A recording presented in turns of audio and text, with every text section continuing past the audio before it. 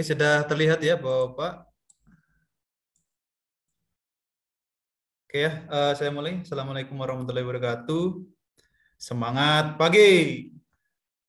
Ya, Pagi. ya, terima kasih. Jadi untuk siang hari ini ya, semoga kita selalu diberikan kesehatan, keselamatan ya, dan juga untuk yang berpuasa ya, semoga selalu dikuatkan sampai nanti akhir bulan Ramadan ya. Oke, Bapak-bapak dan Ibu-ibu peserta webinar. Jadi di sini untuk materi kita adalah peran dan tanggung jawab ketika pengawas operasional di pertambangan ya. Nah, sebelum kita masuki materi ya, ini ada perkenalan dulu. Ya, jadi nama saya adalah Aditya Chandra Setiawan, SST ya, domisili dari Kabupaten Banyuwangi, Jawa Timur. Kemudian saat ini pekerjaan di praktisi K3 di industri pertambangan. Untuk perusahaannya di PT Hasnuriung Sinergi ya, salah satu kontraktor pertambangan yang ada di Kalimantan.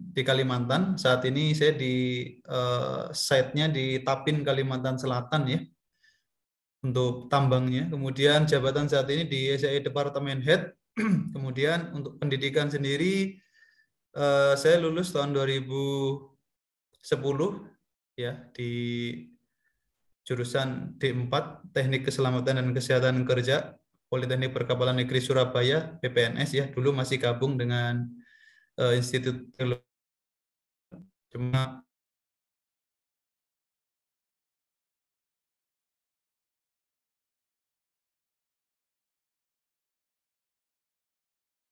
di dunia pertambangan tahun 2010 itu di PT Pama Persada Nusantara.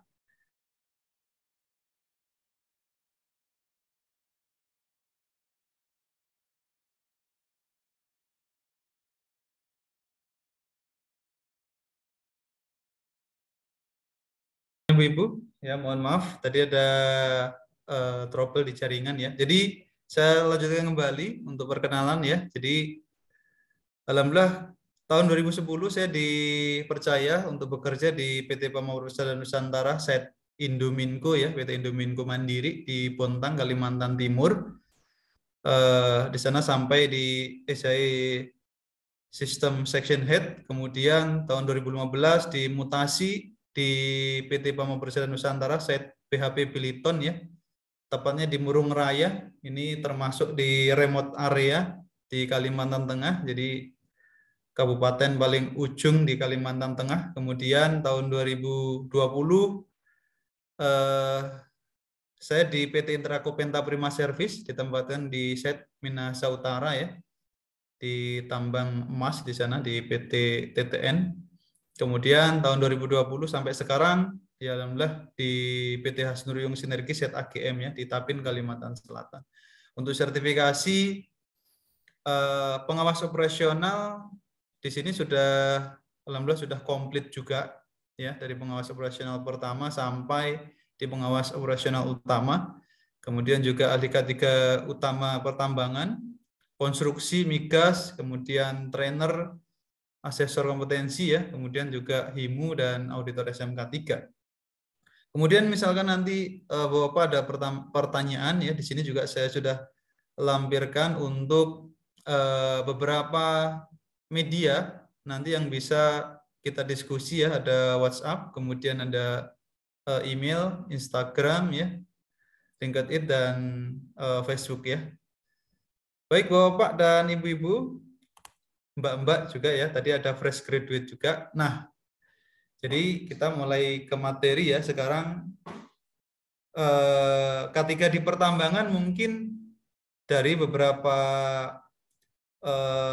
teman-teman di sini mungkin hal yang baru gitu ya, tapi ada juga tadi yang saya lihat ada yang bekerja di PT IWIP ya, kemudian ada juga beberapa rekan-rekan di sini yang juga backgroundnya di pertambangan ya. Jadi kenapa sih kalau kita ngomongin pengawasan pertambangan maka kita tidak akan bisa lepas dari perundang-undangan ketika di pertambangan itu sendiri.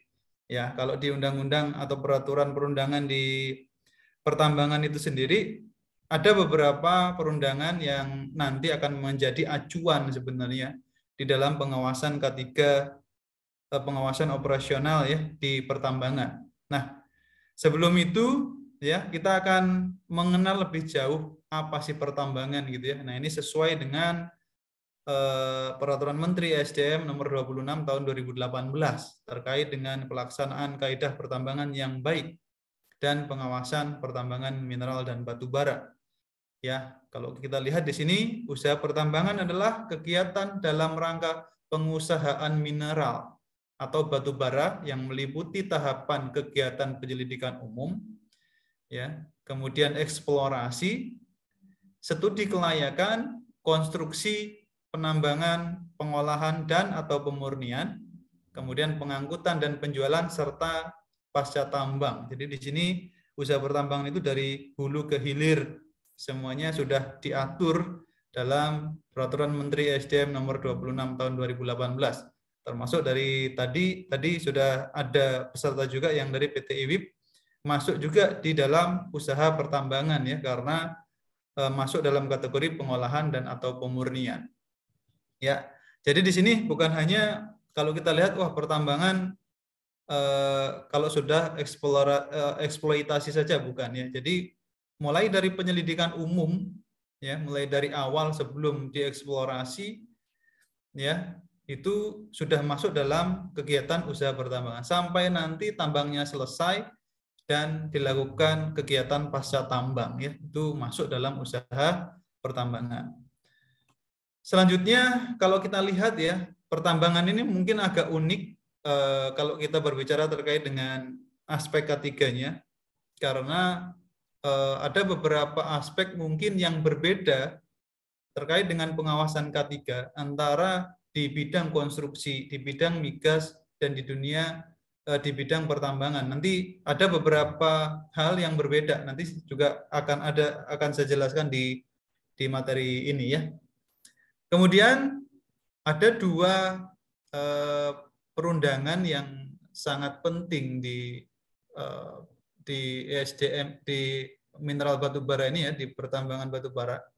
Yang pertama tadi sudah dijelaskan di awal adalah Peraturan Menteri ESDM nomor 26 tahun 2018 terkait pelaksanaan kaidah pertambangan yang baik dan pengawasan pertambangan minerba. Kemudian yang kedua, ini adalah juklaknya ya. Jadi juklak dari petunjuk pelaksanaan dari Peraturan Menteri SDM nomor 26 tahun 2018, yaitu Keputusan Menteri SDM nomor 1827K ya 30 MM tahun 2018. Ini terkait dengan pedoman pelaksanaan kaidah teknik pertambangan yang baik. Ya, jadi kalau di atas adalah terkait pelaksanaannya.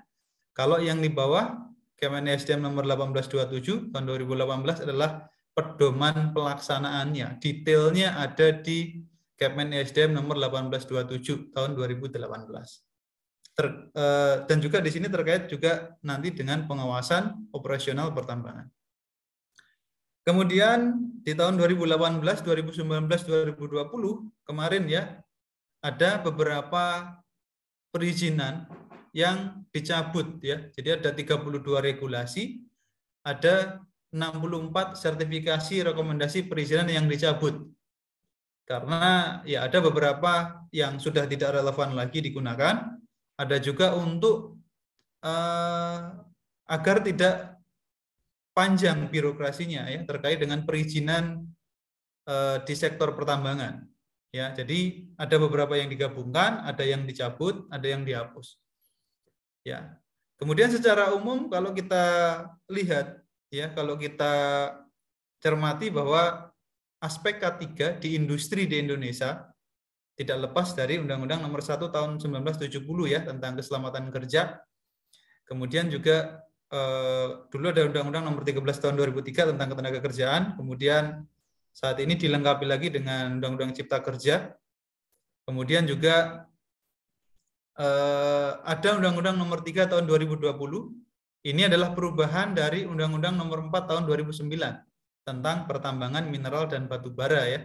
Kemudian ada juga Peraturan Pemerintah Nomor 19 Tahun 73 tentang pengaturan pengawasan K3 pertambangan umum gitu ya. Dan juga Peraturan Pemerintah Nomor 50 Tahun 2012 tentang SMK 3 ya, ini umum lah. Kalau teman-teman mahasiswa yang jurusannya K3 gitu ya, atau teman-teman yang bidangnya adalah K3, PP Nomor 50 Tahun 2012 ini sudah umum lah di telinga kita semua. Kemudian yang terbaru ya tahun 2018 kemarin adalah Peraturan Menteri SDM Nomor 26 Tahun 2018.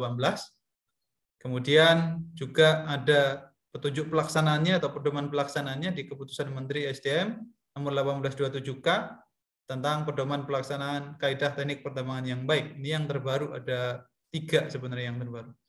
Kemudian ada 2 peraturan perundangan yang dinyatakan tidak berlaku ya. Ada Keputusan Menteri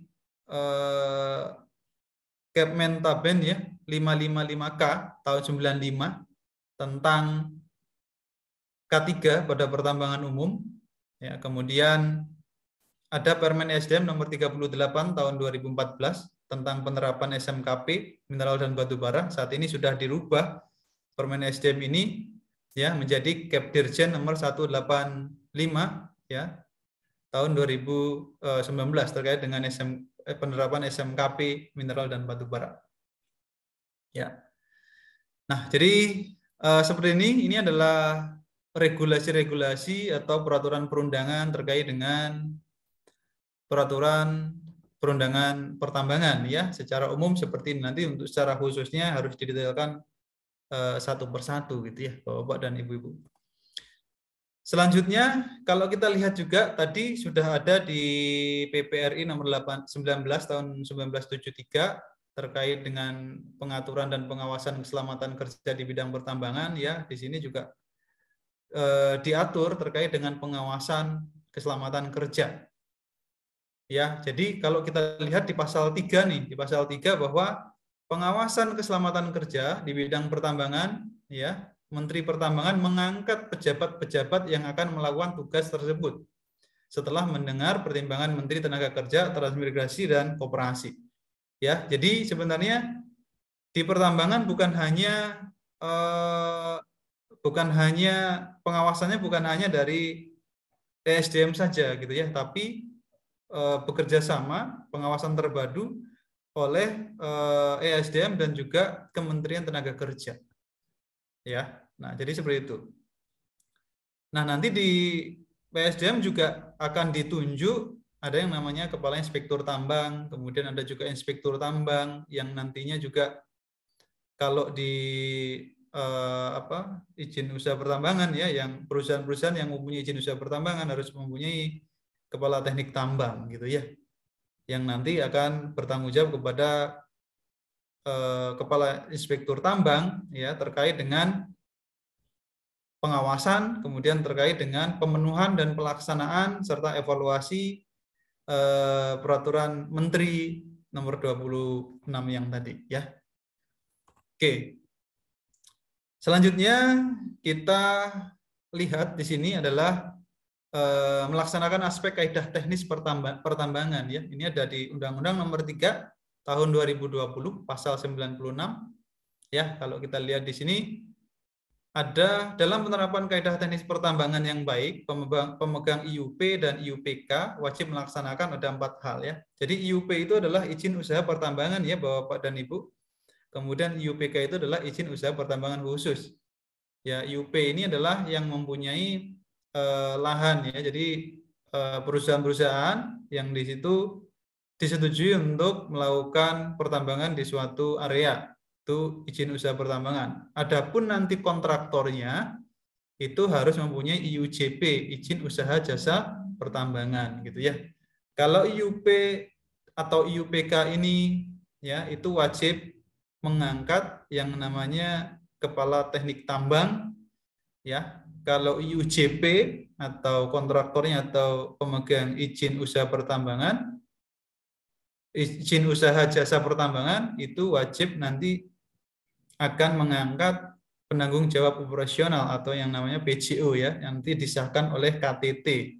Jadi kalau IUP yang mempunyai lahan ya, kemudian di bawahnya di situ ada kontraktor-kontraktor yang mengerjakan pekerjaan di area IUP tersebut, yang kontraktornya tadi atau jasa pengerjaannya tadi harus mempunyai izin usaha jasa pertambangan, dipimpin oleh PJO ya, yang nanti akan bertanggung jawab kepada KTT. Nah, KTT nanti juga mempunyai tanggung jawab ya, kepada siapa? Kepada Kepala Inspektur Tambang ya, karena akan melaporkan pelaksanaan, implementasi, evaluasi ya, perencanaan terkait dengan keputusan menteri yang di atas tadi, gitu ya. Nah, jadi di sini ada 4 terkait dengan penerapan kaidah teknis pertambangan ya. Yang pertama adalah ketentuan keselamatan pertambangan. Nah, di poin A ini nanti keselamatan pertambangan itu ada 2 bagian gitu ya. Keselamatan pertambangan itu ada 2 bagian. Bagian pertama adalah bagian keselamatan operasional. Bagian kedua adalah keselamatan dan kesehatan kerja atau bagian K3. Jadi ada 2 keselamatan pertambangan itu ada 2. 1 keselamatan operasional KO ya. Ada keselamatan dan kesehatan kerja atau K3 bagiannya. Jadi ada 2 bagian yang nanti masuk ke dalam ketentuan keselamatan pertambangan. Nanti akan saya jelaskan di ada ininya ya, ada PPT-nya lagi nanti di bawah. Kemudian yang B adalah pengelolaan dan pemantauan lingkungan pertambangan. Di sini termasuk juga kegiatan reklamasi dan juga kegiatan pasca tambang. Ya, jadi kegiatan reklamasi dan atau kegiatan pasca tambang. Kemudian yang C adalah upaya konservasi mineral dan batu bara. Ya, konservasi mineral batu bara ini bagaimana kita menambang dengan maksimal gitu ya. Dengan maksimal, jadi semua aspek semua aspek sumber dayanya ini tidak sia-sia terbuang gitu ya. Jadi memaksimalkan apa yang sudah direncanakan. Kemudian yang D ini adalah pengelolaan sisa tambang dari suatu kegiatan usaha pertambangan ya, baik itu dalam bentuk padat, cair atau gas ya, sampai memenuhi standar baku mutu lingkungan sebelum nanti dilepas ke media lingkungan. Kalau di tambang batu bara ya, misalkan yang cair ini adalah air asam tambang ya, air asam tambang yang keluar, yang akan keluar ke lingkungan ya, yang dihasilkan oleh kegiatan usaha pertambangan itu harus dipastikan ya, harus dipastikan, kemudian harus dikelola dengan baik agar baku mutu air ya yang keluar dari tambang ini sesuai dengan baku mutu yang ada di perundang-undangan. Ya, itu contohnya yang ada di tambang batu bara ya gitu. Kalau untuk yang di tambang mineral mungkin nanti akan ada perbedaan lagi dengan pertambangan batu bara. Oke, selanjutnya kalau kita lihat di sini ada PP nomor 55 tahun 2010 ya terkait dengan pembinaan dan pengawasan penyelenggaraan pengelolaan usaha pertambangan mineral dan batu bara ya. Nah, di sini ada namanya inspektur tambang gitu ya. Inspektur tambang ya. Jadi inspektur tambang ini masuk dalam kategori ASN ya yang di bawah Kementerian Energi dan Sumber Daya Mineral Republik Indonesia. Ya, kalau kita lihat datanya ya ada 166 yang saat ini menjadi inspektur tambang. Kalau dibandingkan dengan perusahaan tambang yang harus diawasi, ini ada 6.464. Ya. Artinya apa? Artinya inspektur tambang kita di Indonesia ini masih kurang mencukupi gitu ya. Rasionya kalau kita lihat dari rasio ini 1 dibanding 39. Ya, jadi ya masih sangat ini ya minim gitu ya, yang diawasi banyak tapi inspektur tambangnya terbatas ya. Nah, kemudian selanjutnya di sini terkait dengan pelaksanaan pengawasannya, ini dilakukan oleh inspektur tambang ya dan pengawas tenaga kerja. Jadi 2 ini ada pengawasan terpadu gitu ya. Terkait dengan sistem dan pelaksanaan pemeliharaan perawatan sarana prasarana instalasi dan peralatan pertambangan ya. Kemudian pengamanan instalasi, kelayakan sarana prasarana instalasi, kemudian kompetensi tenaga teknik dan juga evaluasi laporan hasil kajian teknik pertambangan ya. Nanti akan kita jelaskan satu-satu Apa itu tenaga teknik? Ada yang namanya nanti pengawas teknik, ada pengawas operasional. Gitu ya. Kemudian selanjutnya, Bapak dan Ibu, kalau kita lihat lagi di Peraturan Menteri SDM nomor 26 tahun 2018 ya, terkait pelaksanaan kaidah pertambangan yang baik dan pengawasan pertambangan mineral dan batu bara, di sini ada 9 bab. Ya, 9 bab. Nah, di sini kita akan lihat pada yang bab keempat. Ya, bab keempat di sini adalah pengawasan penyelenggaraan pengelolaan usaha pertambangan. Ya, nah ini nanti yang mungkin kita akan bahas di sini ya untuk pengawasannya.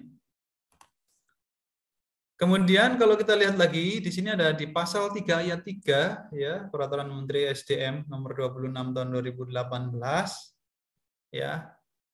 Di sini kalau kita lihat ada kaidah teknik pertambangan yang baik itu apa saja? Yang pertama ada teknis pertambangannya. Kemudian yang kedua ada konservasi mineral dan batu baranya. Yang ketiga adalah K3 pertambangan ya. Kemudian ada keselamatan operasi pertambangan, pengelolaan lingkungan hidup ya, pertambangan, reklamasi pasca tambang dan pasca operasi. Kemudian yang keenam adalah pemanfaatan teknologi, kemampuan rekayasa, rancang bangun, pengembangan, penerapan teknologi pertambangan ya. Nah, kalau yang di nomor 6 ini kan sudah banyak sekali ya kalau kita lihat di media sosial dan yang lain sebagainya gitu kan. Saat ini di beberapa tambang kalau di luar negeri gitu ya, itu sudah memakai alat beratnya sudah tidak memakai manusia untuk mengoperasikannya ya, mengoperasikan langsung maksudnya di dalam kabin ya. Misalkan di Freeport ya, di Freeport saat ini sudah menggunakan pengoperasian alat berat secara jarak jauh ya, atau menggunakan remote control dan lain sebagainya. Dan itu sudah terjadi ya di tambang gitu ya. Kemudian untuk pengawasannya ya, kalau kita lihat di PT Braukul ya, itu sudah memakai sistem mata elang ya namanya ya. Jadi pengawasannya sebagian ya, pengawasan sebagian itu sudah memakai CCTV di tambang dengan resolusi yang sangat tinggi ya. Kemudian kalau di konstruksi ada BIM ya, nah, ada BIM yang itu sebenarnya bisa di BIM itu pakai ini ya, pakai apa namanya teknologi yang bisa menganalisa ya, menganalisa mana yang tidak standar, kemudian mana kalau ditambang itu mana lereng yang di situ tidak stabil dan lain sebagainya ya, dengan menggunakan metode BIM. Nah, ini yang dikembangkan di bidang konstruksi kemarin. Ya, tapi bisa dilakukan di dunia pertambangan juga. Nah, nanti kita akan membahas yang di poin C dan D ya, Pak. Jadi ada K3 pertambangan dan keselamatan operasional pertambangan. Ya, nanti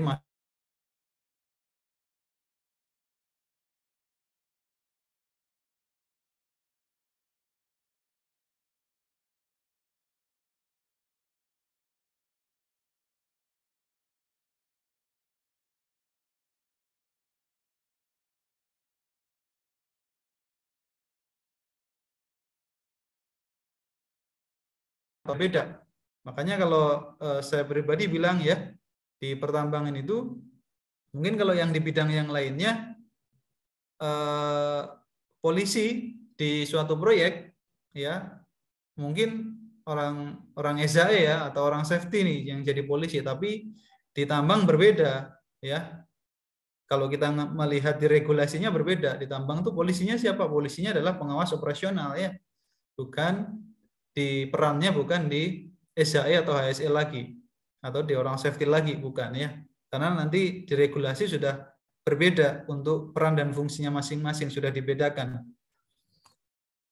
Baik, selanjutnya kalau kita lihat di pasal 7 dan 8 ya, Peraturan Menteri SDM nomor 26 tahun 2018, kalau di sini kita lihat bahwa dalam pelaksanaan kaidah teknik pertambangan yang baik ya, pemegang IUP atau izin usaha pertambangan tadi atau izin usaha pertambangan khusus, eksplorasi dan operasi produksi, maka wajib di situ mengangkat KTT sebagai pemimpin tertinggi di lapangan untuk mendapatkan pengesahan dari Kepala Inspektur Tambang. Ya, KTT di sini adalah pemimpin tertinggi ya, Kepala Teknik Tambang. Ya. Kemudian juga yang B adalah memiliki tenaga teknis pertambangan yang kompeten ya, sesuai dengan peraturan perundangan yang berlaku. Ya. Kemudian kalau untuk yang bidang penambangan dengan metode penambangan bawah tanah ada namanya KTBT, Kepala Teknik Bawah Tanah. Ya, kemudian untuk yang pengolahan dan atau pemurnian ada namanya PTL ya, penanggung jawab teknik dan lingkungan ya. Kayak misalkan di PT IWIP tadi ya, itu masuknya ketika masuk di pengolahan dan atau pemurnian, masuknya wajib mengangkat penanggung jawab teknik dan lingkungan ya. Kalau untuk KTT ini untuk yang di open pit ya atau tambang terbuka. Kalau untuk yang KTBT ini untuk yang tambang bawah tanah. Selanjutnya ini ya, ini kewajiban penunjukan KTT dan PTL ya, karena ini masuk dalam pengawasan juga. Ya, jadi wajib menunjuk KTT tadi. Kalau untuk pengolahan dan pemurnian wajib menunjuk PTL ya, dan KTT dan PTL ini wajib mendapat pengesahan dari Kepala Inspektur Tambang ya dari Kementerian ESDM. Selanjutnya ya, ini tadi sudah kita bahas sebenarnya. Ya, kita next saja. Nah, kemudian kalau kita lihat lagi di lampiran 3 di sini ya, di sini ada pedoman pelaksanaan keselamatan pertambangan dan keselamatan pengolahan dan atau pemurnian minerba ya. Nah, nanti untuk pengawasan masuknya sebenarnya nanti di sini di lampiran 3. Ya, di Kemen ESDM. Nah, ini tadi yang sudah kita bahas di awal bahwa keselamatan pertambangan tadi terdiri dari dua bagian. Bagian yang pertama adalah keselamatan dan kesehatan kerja pertambangan. Bagian yang kedua adalah keselamatan operasi pertambangan. Gitu ya. Nah, di keselamatan operasi pertambangan itu nanti ada yang namanya pengawas operasional gitu ya. Yang nanti akan kita bahas. Kalau keselamatan kesehatan kerja pertambangan di beberapa perusahaan pertambangan ini di struktur organisasi dipisahkan Bapak dan Ibu. Ya. Biasanya secara umum untuk bagian keselamatan dan kesehatan kerja pertambangan ini nanti masuknya ke Departemen HSE. Ya, secara umum ya di pertambangan. Akan tapi ada juga yang di struktur organisasinya sudah memang dibentuk sedemikian rupa ya. Jadi sudah dipisahkan keselamatan dan kesehatan kerja pertambangan dan bagian keselamatan operasinya itu sudah dipisahkan. Tapi secara umum, karena ini permintaan dari regulasi, ya, jadi keselamatan pertambangan itu harus ada 2 bagian, maka perusahaan-perusahaan pertambangan yang memang secara standarisasi di internal perusahaan itu sudah mempunyai struktur organisasi yang paten gitu ya, yang nggak bisa dirubah-rubah lagi, maka biasanya pembagiannya adalah bagian keselamatan dan kesehatan kerja ini masuk di Departemen HSE. Ya. Kemudian bagian keselamatan operasi pertambangan atau bagian KO ya kita nyebutkan. Kalau yang tadi bagian K3, bagian KO ini nanti masuknya ke departemen yang berhubungan dengan maintenance, yang berhubungan dengan produksi, yang berhubungan dengan general service, ya, yang berhubungan juga dengan desain tambang, ya, atau departemen engineering gitu ya, termasuk juga ada departemen, saya lupa satu nama departemennya lagi ya. Jadi untuk keselamatan operasional ini tadi ya, karena kaitannya nanti keselamatan operasional, operasi ya, nanti kaitannya dengan aspek produksinya, ya, aspek produksinya. Jadi ada 2 ini.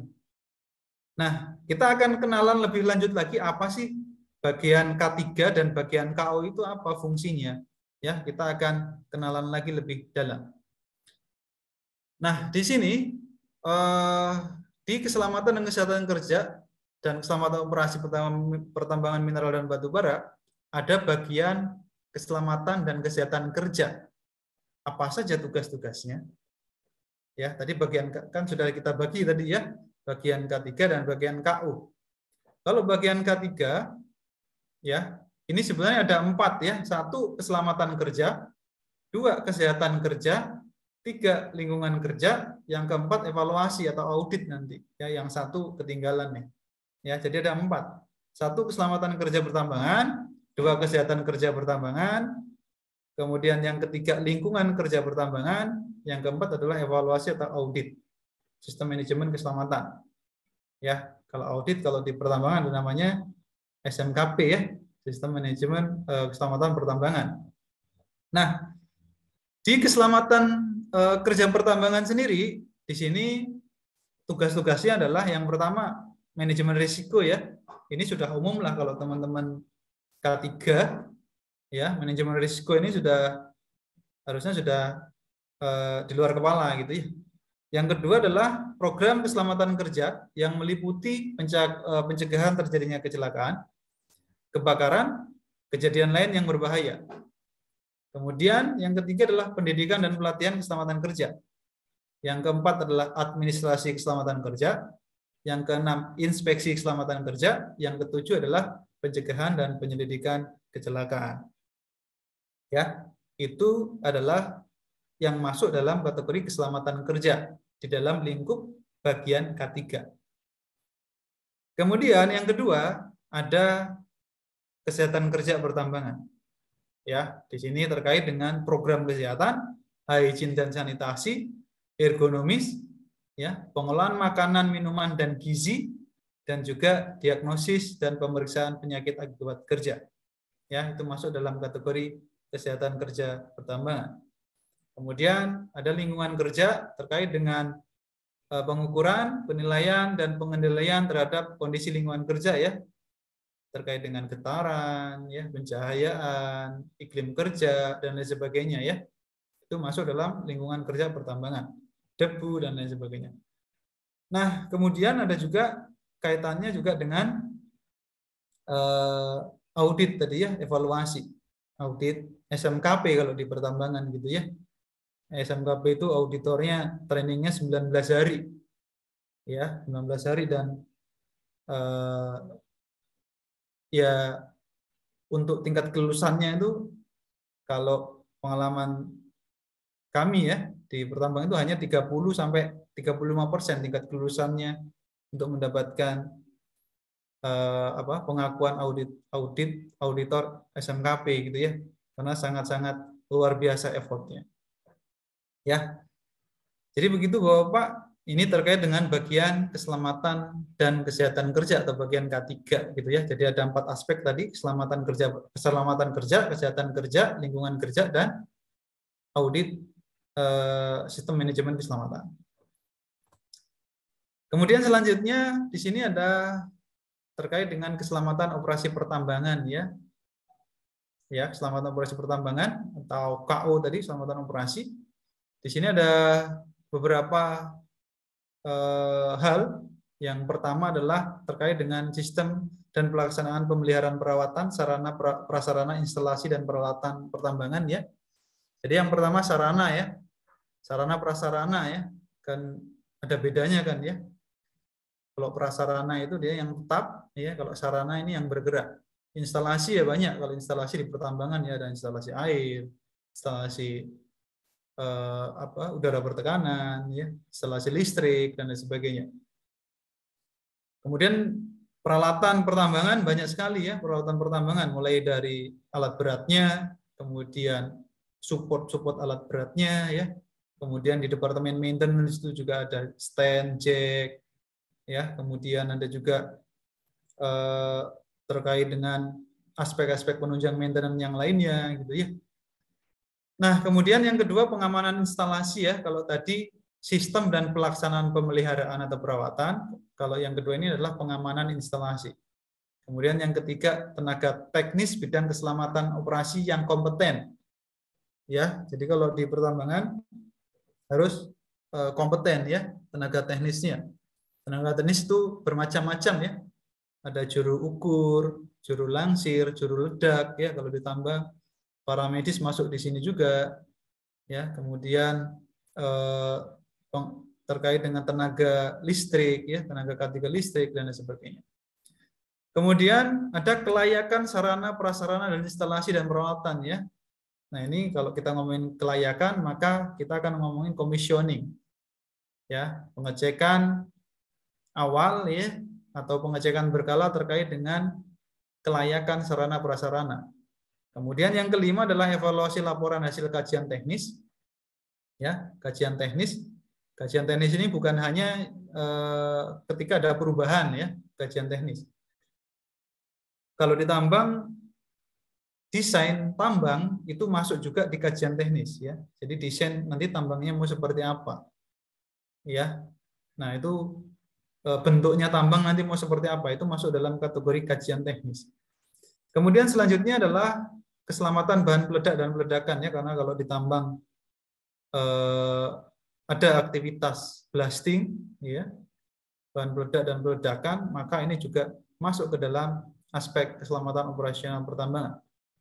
Kemudian ada keselamatan eksplorasi ya, keselamatan tambang permukaan, keselamatan tambang bawah tanah dan keselamatan kapal kru ya. Dan keselamatan pengolahan dan atau pemurnian. Kemudian selanjutnya kalau kita lihat Bapak dan Ibu, di kriteria pengawas operasional ya, di sini harus ada memiliki sertifikat kompetensi pengawas operasional, ya, kemudian menduduki jabatan dan memiliki anggota, ya. Tugas dan tanggung jawabnya adalah yang pertama, bertanggung jawab kepada KTT untuk keselamatan dan kesehatan semua pekerja tambang yang menjadi bawahannya. Itu tugas dan tanggung jawab pengawas operasional pertambangan ya. Kemudian melaksanakan inspeksi, pemeriksaan dan pengujian. Yang ketiga, bertanggung jawab kepada KTT atas keselamatan dan kesehatan dan kesejahteraan dari semua orang yang ditugaskan kepadanya. Pak, apa sih perbedaan nomor 1 dan nomor 3? Nomor 1 ini lebih ke subordinatnya ya, jadi ke bawahannya langsung. Kalau yang nomor 3 ini adalah bukan subordinatnya, tapi berada di area kerjanya gitu ya. Nah itu yang nomor 3, bertanggung jawab kepada KTT atas keselamatan, kesehatan, dan kesejahteraan dari semua orang yang ditugaskan kepadanya. Yang keempat adalah membuat dan menandatangani laporan pemeriksaan, inspeksi, dan pengujian. Itu ya. Kemudian kita lanjut, selanjutnya. Nah, kita masuk ke akuntabilitas dan tanggung jawab ya. Nah, ini adalah suatu hal yang berbeda. Jika di pertambangan ya ada namanya tanggung jawab pengawas operasional, ada namanya akuntabilitas pengawas operasional. Ini dua hal yang berbeda. Kalau tanggung jawab ini lebih ke suatu hal yang masih belum bisa dihitung gitu ya, yang belum bisa dihitung. Contohnya tadi kalau kita lihat di atas ya, bertanggung jawab kepada KTT atas keselamatan dan kesehatan bawahannya gitu kan, itu kan nggak bisa dihitung, kita nggak bisa ngitung kan, tapi secara makna jelas, tapi nggak bisa dihitung, akuntabilitasnya nggak bisa. Nah makanya ada namanya akuntabilitas pengawas, yang di sini tanggung jawab pengawas operasional tadi ya itu bisa diintangiblekan, ditangiblekan ya. Jadi yang tidak bisa dihitung, intangible menjadi dapat dihitung atau tangible. Ya.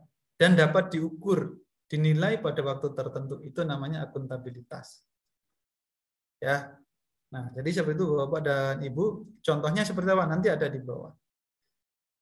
Ya. Nah, ketika seseorang mempunyai akuntabilitas, tentunya nanti seseorang tersebut atau pengawas tersebut mempunyai tanggung jawab penuh. Karena tanggung jawabnya bisa diukur. Gitu ya. Dan mampu memberikan penjelasan terkait apa yang mereka nanti akan lakukan. Selanjutnya Bapak, ini sama seperti yang tadi ya, ada tugas dan tanggung jawab pengawas operasional tadi. Ya, kalau kita lihat yang nomor 1 kan nggak bisa dihitung ya, nggak bisa dihitung. Nah, yang bisa dihitung gimana Pak? Nah, nanti kita akan bahas. Nah, selain tadi ada namanya penanggung jawab operasional, ada juga namanya penanggung jawab teknis. Ini lebih ke dalam ke maintenance ya, departemen maintenance dan engineering lah. Ya. Nah, di sini tugas dan tanggung jawab pengawas teknis di sini adalah yang pertama bertanggung jawab kepada KTT terkait dengan keselamatan pemasangan ya, pemeliharaan terkait sarana, prasarana, instalasi dan peralatan pertambangan. Atau kalau di pertambangan biasa kita sebut dengan SPIP ya. Sarana, prasarana, instalasi dan peralatan gitu. Ya, biar gampang SPIP gitu ya. Nah, kemudian merencanakan dan menekankan dilaksanakan jadwal pemeliharaan yang telah direncanakan, ya, baik itu sarana, prasarana, instalasi dan peralatan, mengawasi dan memeriksa semua SPIP tadi, menjamin bahwa selalu dilaksanakan penyelidikan, pemeriksaan dan pengujian SPIP, kemudian melaksanakan penyelidikan, pemeriksaan, pengujian SPIP, dan membuat laporannya. Gitu ya. Kemudian di sini ada kriteria pengawas teknis, ya, meliputi memiliki sertifikat kompetensi pengawas teknis sesuai dengan bidang kerjanya, memiliki kewenangan ya dan bertanggung jawab terhadap suatu peralatan SPIP tadi, dan juga ada syarat lain yang mungkin nanti ditentukan oleh KTT ya, Kepala Teknik Tambang tadi, ya. Kemudian, nah ini adalah tugas bagian K3 pertambangan, ya. Seperti yang tadi di atas sudah kita jelaskan ya. Yang pertama adalah mengumpulkan dan menganalisa data, baik itu kecelakaan, kejadian berbahaya, ya, kejadian sebelum terjadinya kecelakaan, ya, penyebab kecelakaan, menganalisa dan mencegah kecelakaan. Pencegahan kecelakaannya apa? Programnya. Kemudian yang kedua adalah mengumpulkan data mengenai area dan kegiatan yang memerlukan pengawasan yang lebih ketat. Yang ketiga memberikan penerangan atau petunjuk atau kampanye K3 ya. Yang keempat membentuk dan melatih anggota tim penyelamat tambang atau tim emergency response atau tim keadaan darurat ya, dan juga menyusun statistik kecelakaan serta melakukan evaluasi K3 ya. Yang nomor 6 adalah audit sistem manajemen keselamatan. Kemudian kalau kita lihat ya, terkait dengan akuntabilitas dan tanggung jawab pengawas. Jadi pengawas tadi kan ada dua ya. Pengawas itu ada dua, pengawas operasional dan pengawas teknis gitu ya. Nah, kemudian kalau kita lihat di sini ada namanya standar kerja formal ya. Kalau kita lihat di sini ada pengawas harus memahami kebijakan K3LH, wajib ya. Kemudian memahami juga prosedur standar job desk, peraturan dan perundangan, ini wajib ya. Makanya kalau di pertambangan ada namanya pengawas operasional pertama yang wajib ya, wajib pengawas pertambangan wajib mempunyai itu ya, dari pertama sampai nanti ke madya, habis itu ke utama ya, dan nanti diujikan ya terkait dengan job desk-nya, kebijakannya dan lain sebagainya. Kemudian yang kedua, pengawas harus secara jelas menyampaikan atau mengkomunikasikan kepada bawahannya terkait dengan standar kinerjanya keselamatan. Ya, makanya harus P5M dan lain sebagainya, harus toolbox meeting dan lain sebagainya gitu ya. Kemudian memastikan bahwa pekerja benar-benar dapat memahami dan mematuhi kebijakan dan prosedur keselamatan tersebut. Dan juga yang terakhir, pengawas harus dapat menjadi contoh, role model terhadap perilaku keselamatan yang baik. Jangan sampai seorang pengawas malah memberikan contoh yang buruk. Nggak pakai APD di pertambangan gitu ya, di area kerja. Ya, itu adalah contoh yang buruk ya. Atau kalau ditambang berdiri tanggul ya. Nah, itu sering terjadi ya kalau kita lihat di pertambangan. Ya, atau mengoperasikan LV atau light vehicle dengan ugal-ugalan ya. Nah, itu juga contoh-contoh yang kurang bagus dalam menjadi role model terhadap bawahannya. Ini hampir sama ya, kita langsung ke sistem pengukuran kinerja ya kalau kita lihat di sini. Ya. Jadi harus proaktif ya, pengawas harus proaktif ya, memastikan pekerjaannya memiliki bahan, peralatan, mesin yang aman, kemudian memastikan pekerja melakukan identifikasi bahaya, ya. Karena ada banyak beberapa case ya di tambang itu malah pengawasnya yang memberikan izin pekerja itu bekerja di area yang kurang aman gitu ya. Nah, itu masuk tadi ke dalam tidak menjadi role model yang baik. Ya, itu sudah gagal ya, menjadi pengawas sudah gagal. Kemudian yang kedua adalah memastikan pekerja melakukan identifikasi bahaya sebelum melakukan aktivitas. Kalau kita lihat pertambangan itu adalah suatu area yang sangat berbahaya Bapak dan Ibu. Sewaktu-waktu bisa terjadi longsor ya. Kemudian pekerjanya banyak, alat kerjanya besar-besar gitu ya. Kemudian materialnya juga sangat berbahaya gitu ya, ada peledakan, kemudian ada lumpur dan lain sebagainya. Ya.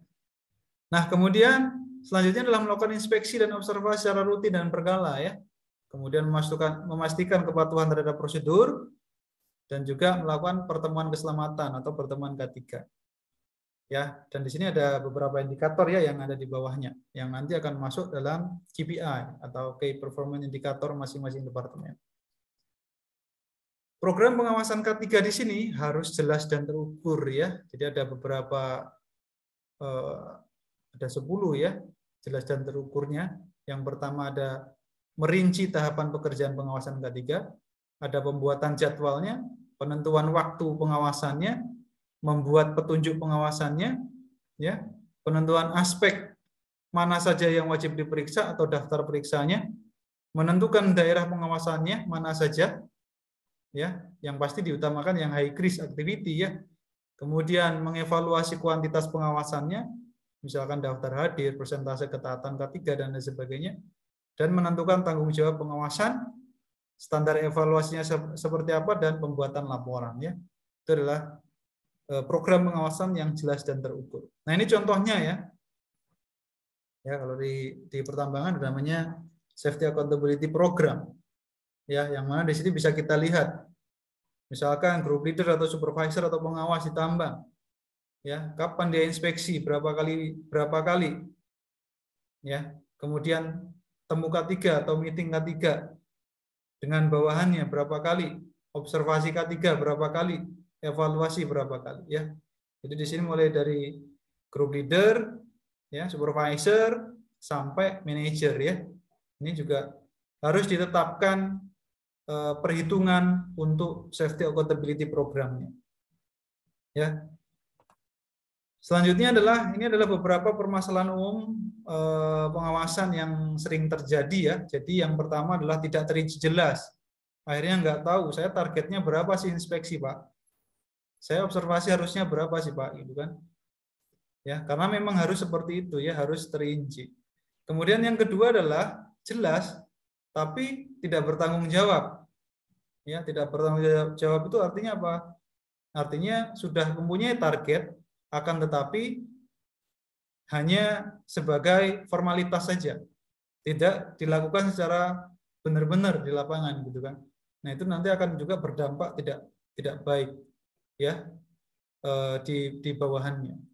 Kemudian yang C adalah jelas dan kuantitatif, ya, jelas, kuantitatif. Sebanyak-banyaknya saya ngumpulin ya, karena target saya segitu, gitu kan? Nah, itu juga masuk dalam permasalahan umum ya. Kemudian evaluasi dan sanksi, nggak ada evaluasinya, open terus gitu ya. Hasil inspeksinya setelah diinspeksi open terus gitu ya, nggak di close ya. Kemudian misalkan observasi ketemu anggotanya yang tidak mematuhi peraturan K3 tidak diberikan sanksi. Nah itu ya, itu salah satu permasalahan umum supervisi ya, baik itu di bidang pertambangan maupun di bidang lainnya. Kemudian juga supervisory skill, pengetahuannya nggak cukup misalkan, ya, teman-teman yang misalkan dari bidang yang lain masuk tiba-tiba masuk ke bidang pertambangan ya, nah itu juga pengetahuan terkait dengan aspek teknis pertambangannya yang masih kurang, nah itu masuk di dalam pengetahuan. Kemampuannya ya sama seperti yang di atas pengetahuannya tadi, dan kemauan ya. Kadang aspek teknisnya bagus, pengawasnya, tapi nggak mau melakukan ya, malas-malasan ya, itu juga sama ya, nggak akan bisa safety accountability programnya nggak akan bisa maksimal juga. Baik, selanjutnya kita akan membahas terkait dengan fungsi pengawas ya. Di sini yang pertama adalah sebagai mediator manajemen dengan pekerja lapangan. Karena pengawas itu ada di tengah-tengah antara pekerja dan manajemen gitu ya. Ini sebagai mediator. Ketika ada misalkan kebijakan dari manajemen terkait dengan aspek keselamatan kerja, pengawas ini harapannya bisa menjadi mediator yang baik untuk menyampaikan ke pekerja. Begitu juga sama halnya dengan pekerja ketika ada unek-unek gitu ya. Ketika ada unek-unek yang mau disampaikan ke manajemen, ya disampaikan ke pengawasnya. Ya. Kemudian mampu menggerakkan karyawan ya untuk menuju ke tujuan perusahaan. Kemudian mampu menggerakkan, memotivasi pekerja subordinatnya agar dapat bekerja produktif dan aman ya. Peran pengawas ada 3, berorientasi ke K3 atau safety oriented, production oriented, dan employee oriented gitu ya. Nah, kita akan bahas satu-satu. Employee oriented itu apa? Ya, seperti ini ya. Ya, yang pertama mengetahui kebutuhan bawahan dan atasannya. Ini agak berat gitu ya, kalau di tugas dan tanggung jawab pengawas itu di pertambangan agak berat. Ya, salah satunya harus bisa mengetahui kebutuhan bawahan dan atasan, itu kan 2 ya, 2. Kemudian saling mempercayai dan tidak a priori ya. A priori ini adalah tahu teori tapi belum melakukan gitu ya. Nah, itu namanya a priori. Ya. Kemudian kalau kita lihat di sini mengetahui tentang bawahannya itu apa saja gitu kan, di mana bawahan saya sedang melakukan apa, kondisi tempat kerjanya gimana, ini harus dipastiin sama pengawas. Peralatan yang dipakai apakah sehat atau tidak, alat beratnya apakah sudah dipastikan kelayakannya, ya. Kemudian bawahan saya apakah sudah terlatih, terampil, ya. Dulu backgroundnya apa, sudah punya authority atau simper atau kimper belum, gitu ya. Kemudian punya otoritas atau wewenang untuk alat kendaraan atau pekerjaan yang ditugaskan atau enggak tadi, simper atau kimpernya sudah dipastikan atau belum, gitu ya. Selanjutnya adalah employee oriented ya. Untuk delegation ini ke bawah ya, delegation itu ke bawah terkait dengan memberikan bimbingan, nasihat, pengarahan, pelatihan, koreksi kalau misalkan ada yang salah. Ya, untuk superior atasannya apa? Loyal, komunikasi. Kemudian ada assertiveness ya. Assertiveness ini kaitannya dengan ketegasan ya. Ketegasan, win-win solution. Kemudian kalau peers ini terkait dengan rekan kerja, harus kerjasama, terbuka, saling mendukung dan komunikatif. Ya. Kemudian tugas pengawas di pertambangan ini sangat penting ya untuk tujuan agar tidak terjadi kecelakaan kerja, agar safety performance bisa bagus di area kerja di pertambangan ya. Ini sebenarnya sebagai kunci. Makanya saat ini kenapa ada namanya pelatihan POP, POM, POU ya. Sebenarnya untuk ini ya, bagaimana seorang pengawas itu bisa kompeten dalam menerapkan pengawasan di lingkungan kerjanya. Ya. Oke, di sini ada 10 kunci supervisi K3. Yang pertama adalah standar operasi. Ya, penentuan tata pelaksanaan kerja harus tahu terkait dengan tata pelaksanaan kerja atau SOP-nya. Kemudian perbaikan metode kerja yang masih kurang bagus ya harus dilakukan perbaikan. Kemudian penempatan pekerja yang tepat ya, karena di industri tambang itu berbeda-beda. Operator eskavator aja beda-beda, Pak, karakternya ya. Ada operator eskavator yang karakternya dia karakter konstruksi. Karakter konstruksi itu karakter seni gitu ya. Buat tanggul misalkan dia rapi gitu kan. Ya. Kemudian buat slope atau lereng gitu ya, itu rapi, slope-nya rata. Ya. Nah, itu yang salah satu karakter operator eskavator yang konstruksi gitu ya. Ada yang karakternya orientasinya produksi ya. Orientasi produksi itu artinya productivity yang penting tercapai saja kan. Nah, karakter-karakter tersebut harus pengawas di tambang harus tahu mana karakter yang sesuai dengan pekerjaan yang nanti akan kita lakukan. Apakah pekerjaan konstruksi di tambang, apakah pekerjaan produksi untuk mencapai produktivitas. Ya. Kemudian selanjutnya adalah pembinaan dan pengawasan dalam menjalankan tugasnya. Kemudian ada peningkatan keselamatan dan kesehatan kerja, itu juga masuk dalam 10 kunci supervisi K3 ya. Kemudian pemeliharaan syarat lingkungan kerja, pemeriksaan keselamatan dan kesehatan kerja ya. Kemudian penyelesaian pada waktu yang sudah ditentukan ya. Kemudian peningkatan kesadaran keselamatan dan kesehatan kerja dan kreativitas untuk mencegah kecelakaan.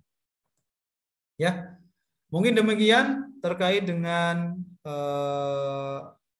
ini ya, kita sharing terkait dengan pengawasan K3 di bidang pertambangan untuk Bapak dan Ibu-ibu dan adik-adik di sini ya yang mungkin nanti mempunyai wah saya mau ke tambang, industri tambang, ya silahkan ya, karena nanti teman-teman yang ingin di dunia pertambangan gitu ya, nanti akan ketemu lagi yang saya sampaikan di sini gitu ya. Pasti nanti ketemu lagi ketika sudah masuk ke dunia pertambangan ya, karena ini suatu hal yang menjadi kewajiban untuk dimengerti oleh pengawas operasional pertambangan.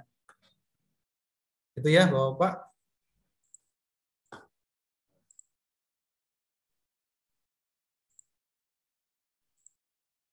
Mungkin demikian. Ada yang pertanyaan, dipersilakan. Oke, baik. Terima kasih banyak Pak Aditya Chandra. Baik, teman-teman semuanya, tadi sudah dipaparkan langsung oleh Pak Aditya.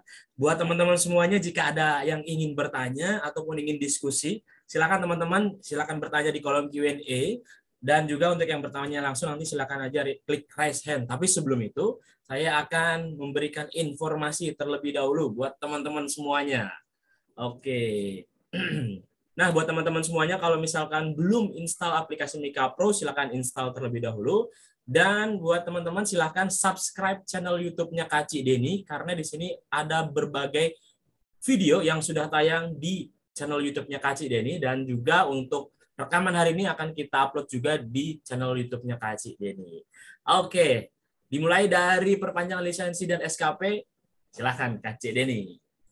Oke, wah luar biasa ya hari ini ya, kita walaupun puasa-puasa kita tetap belajar terus ya, mendapatkan ilmu. Hari ini luar biasa juga kita dapat ilmu mengenai K3 pertambangan.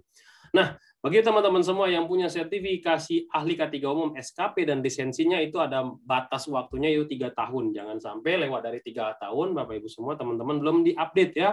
Ini kita ada promo nih teman-teman semua, diskonnya luar biasa ya, 1 juta, silakan Bapak Ibu semua. Terus juga ada yang lisensinya juga, diskon 50% juga. Silakan ajukan perpanjangan. Kalau lebih dari 3 tahun, Bapak Ibu semua nggak perpanjang lebih dari setahunnya, itu harus refreshment ya. Nah, kalau perusahaan Bapak Ibu semua mau sertifikasi SMK 3 khusus untuk kontraktor, cukup membayar atau menyediakan budget hanya 19,5 juta saja. Ini worth it sekali. Kenapa? Karena audit SMK 3 3 tahun sekali ya. Nah, kalau Bapak Ibu semua perusahaan pabrik, nah ini juga hanya 24,5 juta saja, dan ini juga auditnya hanya 3 tahun sekali ya.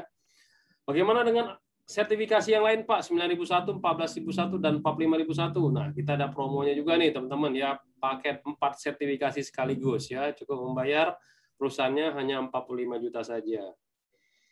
Nah, kalau kita mau masuk ke dalam circle K3 dan bekerja di sektor K3 di pertambangan juga ya Bapak Ibu semua, bisa juga Bapak Ibu semua karirnya dimulai dengan sertifikasi ahli K3 umum. Nah, ini kita ada tanggal 12 sampai 28 Mei ya, karena ini Lebaran, jadi 16 April kemarin sudah ditutup. Nah, ini baru dibuka lagi tanggal 12 sampai 28 Mei. Ini ada diskon juga nih Bapak Ibu semua ya. Hanya 3 jutaan saja Bapak Ibu semua bisa ikut ahli K3 umum. Sangat terjangkau. Nah, kalau pendidikan Bapak Ibu semua SMA atau SMK bisa juga ikut yang versinya BNSP. Ini juga ada ahli K3 umum tapi sertifikasinya dari BNSP. Lalu kalau Bapak Ibu semua sudah punya sertifikasi ahli K3 umum, lanjutin ya melalui auditor SMK 3. Ini juga hanya 2 jutaan saja Bapak Ibu semua bisa ikut tanggal 21 sampai 28 Mei. Lalu kalau perusahaan Bapak Ibu semua nih bergerak di bidang kelistrikan, operator atau teknisinya harus punya sertifikasi juga nih ya. Teknisi K3 listrik ini diwajibkan untuk tender. Nah, kalau Bapak Ibu semua tendernya di atas 200 kV ampere di perusahaan PLN, PJB, Kogendo Daya Bersama, Indonesia Power pasti diminta nih pada saat tender. Wajib ada ahli K3 listrik. Nah, ini teman-teman bisa ikut nih tanggal 14 sampai 8 Juni selama 18 hari ya. Nah, kalau perusahaan Bapak Ibu semua kontraktor, nah mau itu kontraktor konstruksi di tambang atau konstruksi di tempat-tempat yang lain non tambang, Bapak Ibu semua juga diwajibkan ahli muda K3 konstruksi. Pastikan teman-teman sudah punya sertifikasi ini. Nah, kalau kita melakukan pengawasan terhadap peranca, ini harus punya nih sertifikasi supervisor peranca, atau kalau kita hanya membangun atau menginstal peranca saja, cukup yang teknisi K3 peranca. Ini juga ada diskon nih, Bapak Ibu semua bisa ikut 3 jutaan saja nih. Nah, kalau kita juga tergabung dalam tim tanggap darurat, bisa juga ikut yang petugas peran kebakaran kelas D-nya, dan Bapak Ibu semua boleh juga ikut yang petugas P3K-nya. Pastikan 2 kompetensi ini harus ada di dalam organisasi tim tanggap darurat perusahaan Bapak Ibu semua. Nah, bagaimana dengan Pak, saya nggak ada uang nih Pak, saya mau nyicil bisa nggak? Bisa, Bapak Ibu semua bisa masuk ke Mediatama online shop yang ada di Tokopedia. Nah, nanti pilih fitur untuk cicilan kartu kredit 0%. Silakan menggunakan bank yang mana saja. Tersedia semua di dalam kombonya Mediatama online shop. Ada juga ketanya ke saya, Pak, setelah selesai pelatihan apakah langsung disalurkan kerja dari Mediatama? Nah, ini kalau kayak ada yang nanya kayak gitu, biasanya saya tanya balik, apakah perusahaan perguruan tinggi Bapak Ibu semua waktu kuliah selesai kuliah langsung disalurkan? Kan jawabannya enggak. Ya SMA SMK langsung disalurkan kan enggak juga. Jadi perguruan tinggi itu menyediakan namanya job fair. Nah, Mediatama juga ada job fair-nya. Teman-teman buka aja mediatama.co.id, masuk ke tombol karir di sana. Di sini ada banyak sekali perusahaan-perusahaan yang sudah kerjasama dengan Mediatama dalam hal untuk rekrutmen alumni Mediatama. Pak, kalau saya bukan alumni gimana? Bisa juga, tapi pastikan gunakan CV yang menarik dan lampirkan juga sertifikat terkait dengan lowongan kerja yang Bapak Ibu semua ajukan. Ya, nah membuat CV juga Bapak Ibu semua bisa secara online. Nah, masuk ke dalam aplikasi Mika Pro. Ini silakan Pak Arif untuk menjelaskannya. Nah, teman-teman, untuk membuat CV yang menarik agar kita bisa terpanggil ketika kita memasukkan lamaran kerja kita di menu karir tadi, teman-teman bisa segera buat di aplikasi Mika Pro, sudah ada menunya. Jadi teman-teman klik aja buat CV online, kemudian isi biodatanya sampai habis, sampai lengkap, kemudian tinggal diklik next aja sampai akhir. Lalu nanti teman-teman silakan bisa pilih template yang menarik sesuai dengan yang teman-teman sukai. Nah, ini silakan teman-teman pilih, dan kemudian untuk mengunduh CV yang sudah diisi tadi, silakan menu profile diklik, lalu ada tulisan unduh CV. Otomatis CV teman-teman langsung jadi, bisa langsung disubmit di menu e-karir tadi ya, di aplikasi Mika Pro ataupun juga di website mediatama.co.id. Nah, teman-teman semuanya, ada lagi nih kesempatan buat teman-teman bisa mendapatkan 3 juta per bulan. Caranya gampang, silahkan join aja ke dalam pasukan reseller Mediatama. Caranya gampang, teman-teman, di setiap aplikasi Mika Pro ada yang namanya menu referral. Jadi, di menu referral ini bisa diklik di menu profile, kemudian referral, ada kode referral, teman-teman. Nah, kode referral ini bisa digunakan ketika kita atau teman kita ingin mengikuti pelatihan di Mediatama.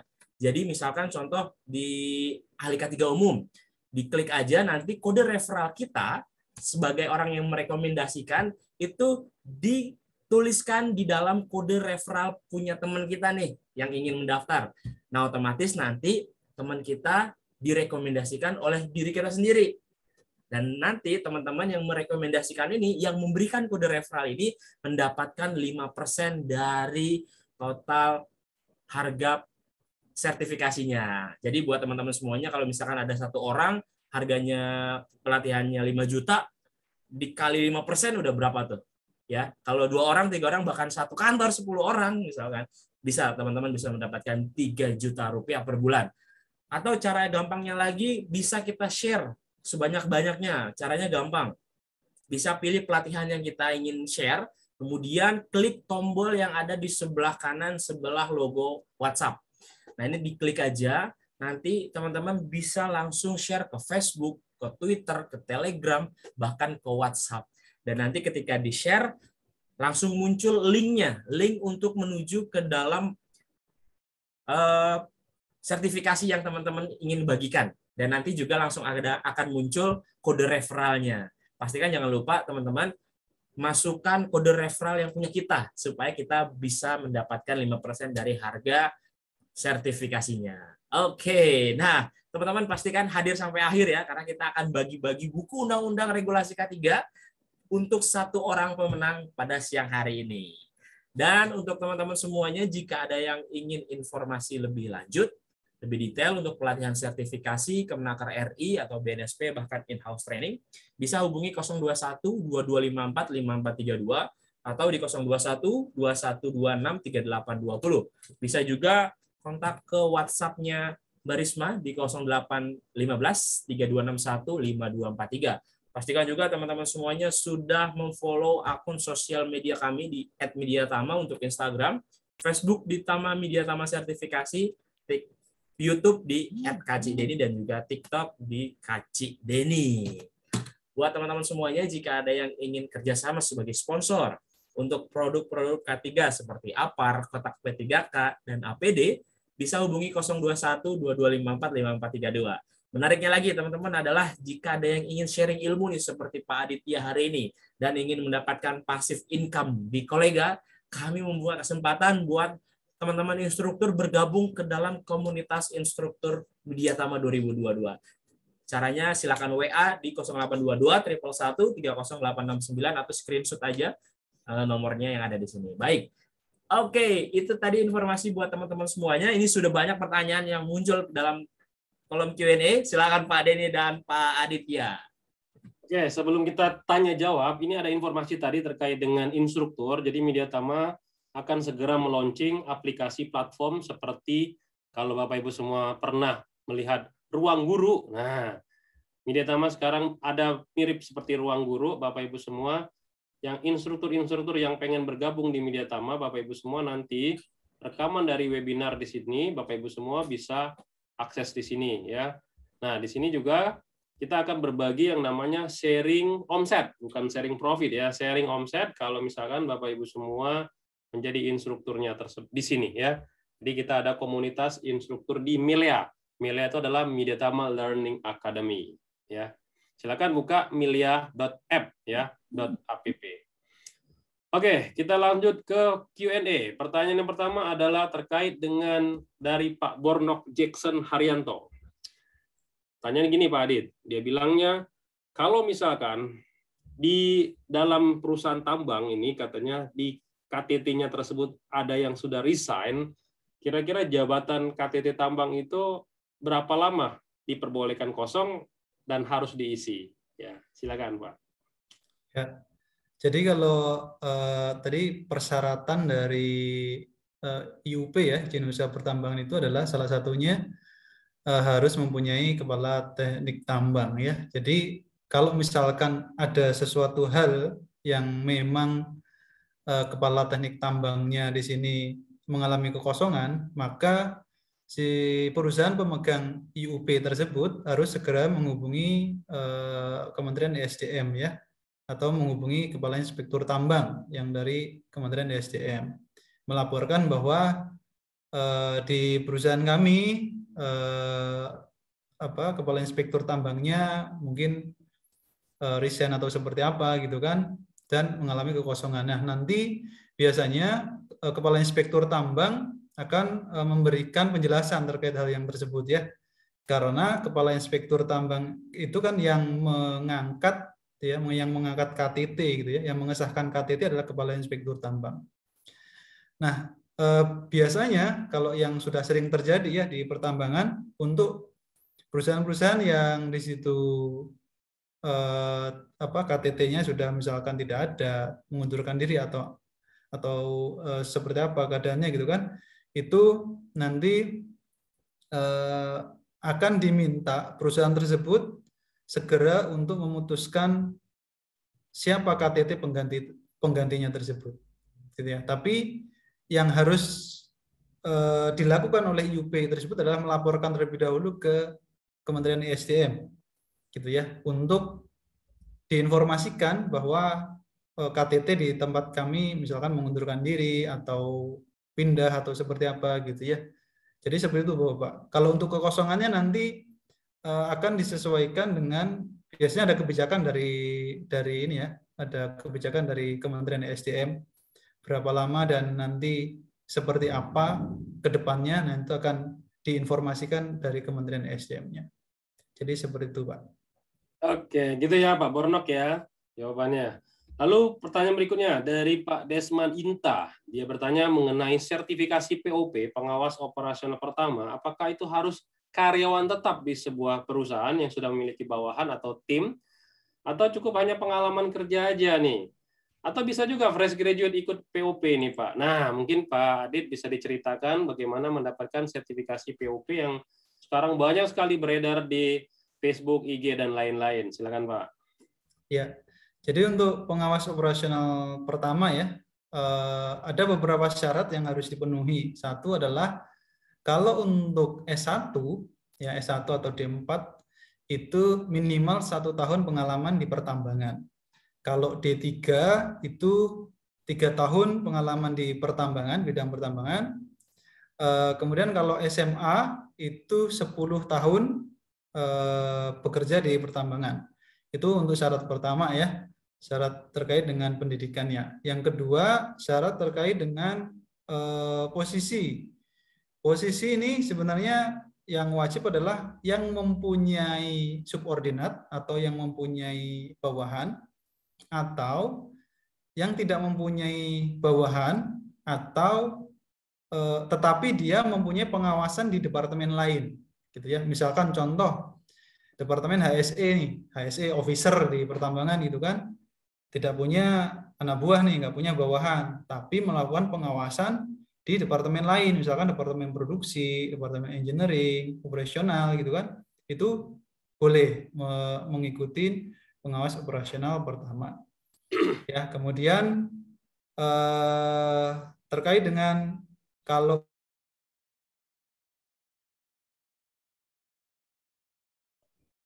tampaknya terputus. Itu jaringan. Oke. Sambil menunggu Pak Adit connect lagi, Bapak Ibu semua pastikan sudah melakukan klaim atau pemesanan melalui aplikasi Mika Pro untuk e-sertifikatnya. Jadi syarat untuk dapat sertifikat Media Tama dalam kolega ini, Bapak Ibu semua harus ikut webinar, mengisi absen saat webinar, dan melakukan pemesanan melalui aplikasi Mika Pro. Dan pastikan Mika Pro-nya Platinum. Kalau Mika Pro-nya masih Silver, itu juga tidak akan tayang e-sertifikatnya. Jadi silakan install dulu aplikasi Mika Pro, masuk ke bagian soft skill di bagian bawah, lakukan pemesanan di sana sampai dengan ada kata-kata gratis. Ya. Nah, kalau sudah di sana, Bapak Ibu semua lanjutkan lagi ke webinar. Nah, di webinar ini ada absen. Absennya mungkin sudah disebar oleh Pak Arif. Silakan dicek di bagian kolom chat. Lakukan absen. Wajib diisi semua ya, kolom-kolom itu. Kalau Bapak Ibu semua ada yang dikosongin, itu nggak bisa. Jadi harus diisi. Kalau ada minta perusahaan, ya tulis saja pribadi gitu ya. Nah, wajib ikut webinar ya Bapak Ibu semua ya. Kalau Bapak Ibu semua nggak ikut webinar terus minta sertifikat dari Media Tama dengan alasan, Pak, listrik saya mati, Pak, internet saya nggak stabil, Pak, saya gini itu. Nah, pasti Pak Arif tidak akan tayangin e-sertifikat di aplikasi Mika Pro. Atau Bapak Ibu semua ikut webinar tapi nggak memesan e-sertifikat tersebut di dalam Mika Pro, itu juga nggak akan tayang. Atau Bapak Ibu semua sudah lakukan semua tapi Mika Pro-nya masih Silver. Nah, itu juga tidak akan tayang di dalam aplikasi Mika Pro, Bapak Ibu semua. Nah, e-sertificate silakan dicek di bagian profil ya. Paling lambat yaitu 1 kali 24 jam. Ada tulisan e-sertifikat ya. Klik di sana. Atau juga nanti bisa Bapak Ibu semua akan terima WA ya, akan terima WA terkait dengan e-sertifikat tersebut. Fungsi e-sertifikat buat apa, Pak? Nah, kalau Bapak Ibu semua nih, misalkan ikut uji kompetensi untuk dapat sertifikat dari BNSP, biasanya diminta tuh sertifikat pelatihan. Nah, salah satunya kolega. Atau Bapak Ibu semua mau ikut tender nih, biasanya juga akan diminta tuh sertifikat pelatihan. Atau juga pada saat melamar kerja. Nah, paling banyak melamar kerja nih, Pak, saya belum ada budget untuk ikut ahli K3 umum. Sertifikasi apa yang bisa saya submit di dalam CV? Ya, bisa juga sertifikat kolega. Ya. Oke, sudah masuk. Silakan dijadikan co-host. Arif. Oke. Halo Pak Adit, bisa masuk lagi? Iya Pak. Siap-siap. Mohon maaf nih jaringannya mati soalnya. Nggak apa-apa. Jadi gitu ya Bapak Ibu semua, untuk dapat sertifikasi POP ya. Jadi jangan Bapak Ibu semua habis lulus kuliah langsung ikut POP gitu Pak ya. Jadi pastikan harus punya pengalaman dulu. Jadi kalau Bapak Ibu semua ada tawaran dari Facebook, ada sertifikasi POP dan status kita fresh graduate, ya sadar dirilah ya. Ya, atau Ibu semua kalau S1 minimal ada pengalaman 1 tahun. Kalau D3 minimal 3 tahun. Kalau SMA 10 tahun. Nah, itu harus bekerja di bidang pertambangan gitu ya Pak Adit ya. Jadi jangan sok-sok, saya mau kerja di tambang nih. Saya mau ikut training POP. Wah, sadar diri dulu ya. Gitu ya Bapak Ibu semua ya. Itu ya Pak Desman ya. Oke, pertanyaan berikutnya. Dari Pak Razib. Nih, Pak Razib Gaban bilang, jika ingin kerja di tambang, minimal sertifikat apa saja yang dimiliki selain sertifikat POP dan lembaga training yang kredibel? Wah, ini sudah ngomongin merek ya. Mungkin Pak Adit bisa sebutin aja lembaga-lembaga yang kredibel itu ciri-cirinya kayak gimana, gitu ya, nggak perlu sebutin merek. Dan selain POP, apalagi nih kira-kira penunjang untuk kita kerja di tambang nih Pak? Ya, kalau untuk kan tadi ada 2 pengawas ya Pak. Pengawas operasional sama pengawas teknis, ada tenaga teknis. Kalau untuk pengawas operasional, biasanya kan POP, POM, POU gitu kan, itu untuk sertifikasinya dari BNSP ya. Kemudian untuk pengawas teknis dan tenaga teknis, itu bisa dari BNSP, bisa dari Kementerian Tenaga Kerja. Misalkan tadi ahli K3 listrik, teknisi listrik, ya, teknisi K3 listrik, kemudian pengawas scaffolding, teknisi scaffolding ya, semuanya itu bisa sebenarnya masuk ke tambang ya. Karena memang di tambang juga banyak aktivitas-aktivitas konstruksi, banyak aktivitas-aktivitas bekerja di ruang terbatas, banyak aktivitas bekerja di ketinggian gitu ya. Jadi sebenarnya hampir semua sertifikasi di Indonesia ini yang diterbitkan Kemenaker sama BNSP itu bisa sebenarnya masuk ke tambang, apalagi yang di Kemenaker ya, ahli K3 umum ya. Karena kalau untuk ahli K3 di pertambangan ya salah satunya adalah ahli K3 umum itu yang diwajibkan untuk dimiliki gitu ya. Selain nanti misalkan kalau sudah pengalaman di pertambangan nanti diwajibkan ikut POP seperti itu Pak. Oke. Ciri-ciri lembaga training atau lembaga sertifikasi yang kredibel itu kayak gimana sih Pak? Bisa dikasih clue-clue petunjuk-petunjuknya supaya teman-teman ini nggak salah beli gitu ya, nggak salah ikuti gitu. Ya, jadi kalau untuk vendor-vendor gitu ya atau lembaga-lembaga yang bisa yang bisa nanti menerbitkan terkait dengan sertifikat-sertifikat ya yang ada di tambang. Ya, yang pertama aktif terkait dengan pelatihan-pelatihannya. Kemudian yang kedua harus terdaftar nih Pak. Ya, kemudian yang kedua jangan melihat dari sisi biaya yang murah biasanya gitu ya. Nah, itu. Jadi karena biasanya kalau yang murah, nah itu diragukan gitu kan ada yang sangat-sangat murah dan lain sebagainya gitu ya.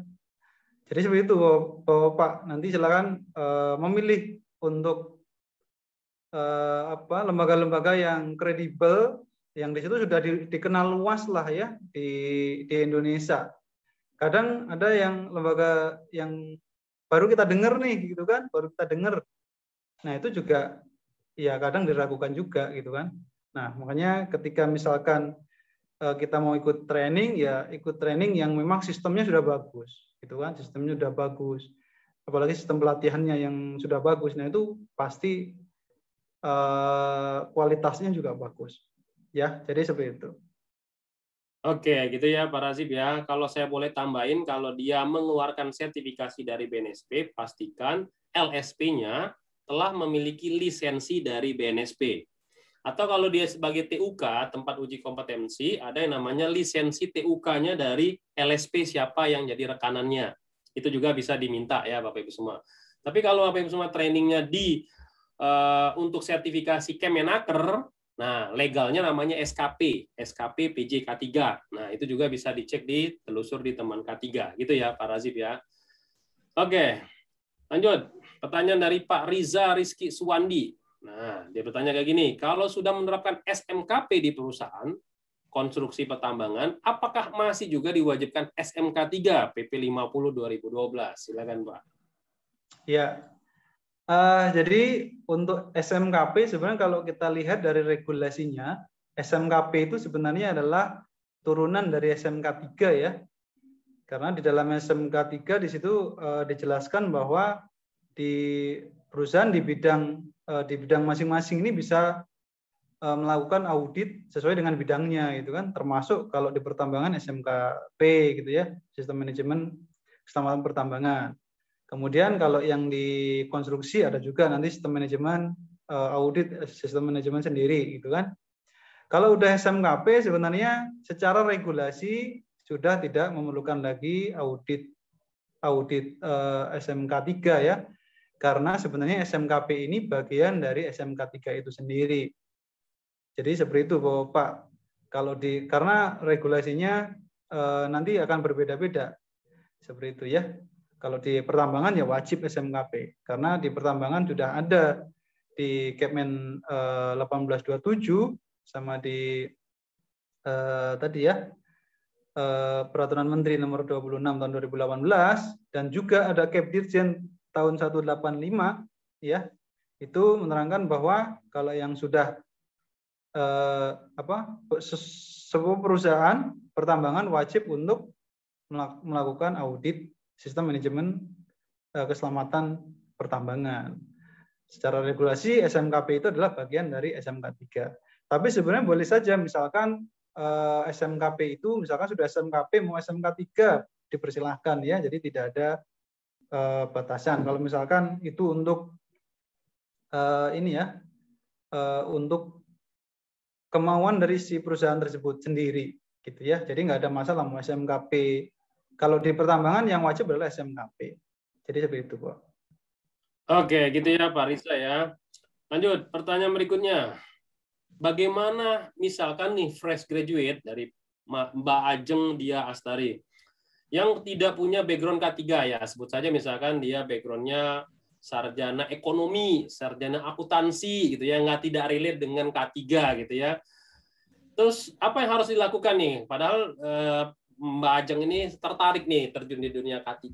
Nah, gimana tuh Pak tips-tipsnya? Mungkin Pak Adit waktu pertama kali terjun di dunia K3 itu sebelum masuk di sektor tambang itu seperti apa nih Pak? Silakan di-sharing Pak. Ya. Jadi bagaimana misalkan jurusannya tidak sesuai gitu ya, tidak relate dengan K3. Saya punya pengalaman ya, jadi subordinat saya juga sebagian ada sarjana pendidikan gitu ya, tapi memutuskan untuk terjun ke dunia K3 ya. Jadi boleh-boleh saja karena sebenarnya aspek K3 itu sangat luas sekali gitu ya, bukan hanya teknikal ya. Dari segi keuangan ada aspek K3-nya ya, terkait dengan budgeting. Kalau di tambang ada namanya RKAB gitu ya. Kemudian aspek pendidikan misalkan bisa juga karena di tambang ada juga ahli K3 atau personel K3 yang khusus untuk pelaksanaan training gitu ya. Pelaksanaan training perusahaan. Jadi sebenarnya kalau kita lihat hampir semua disiplin ilmu itu relate dengan aspek K3 gitu ya, dan aspek K3 bisa dilihat dari semua disiplin ilmu.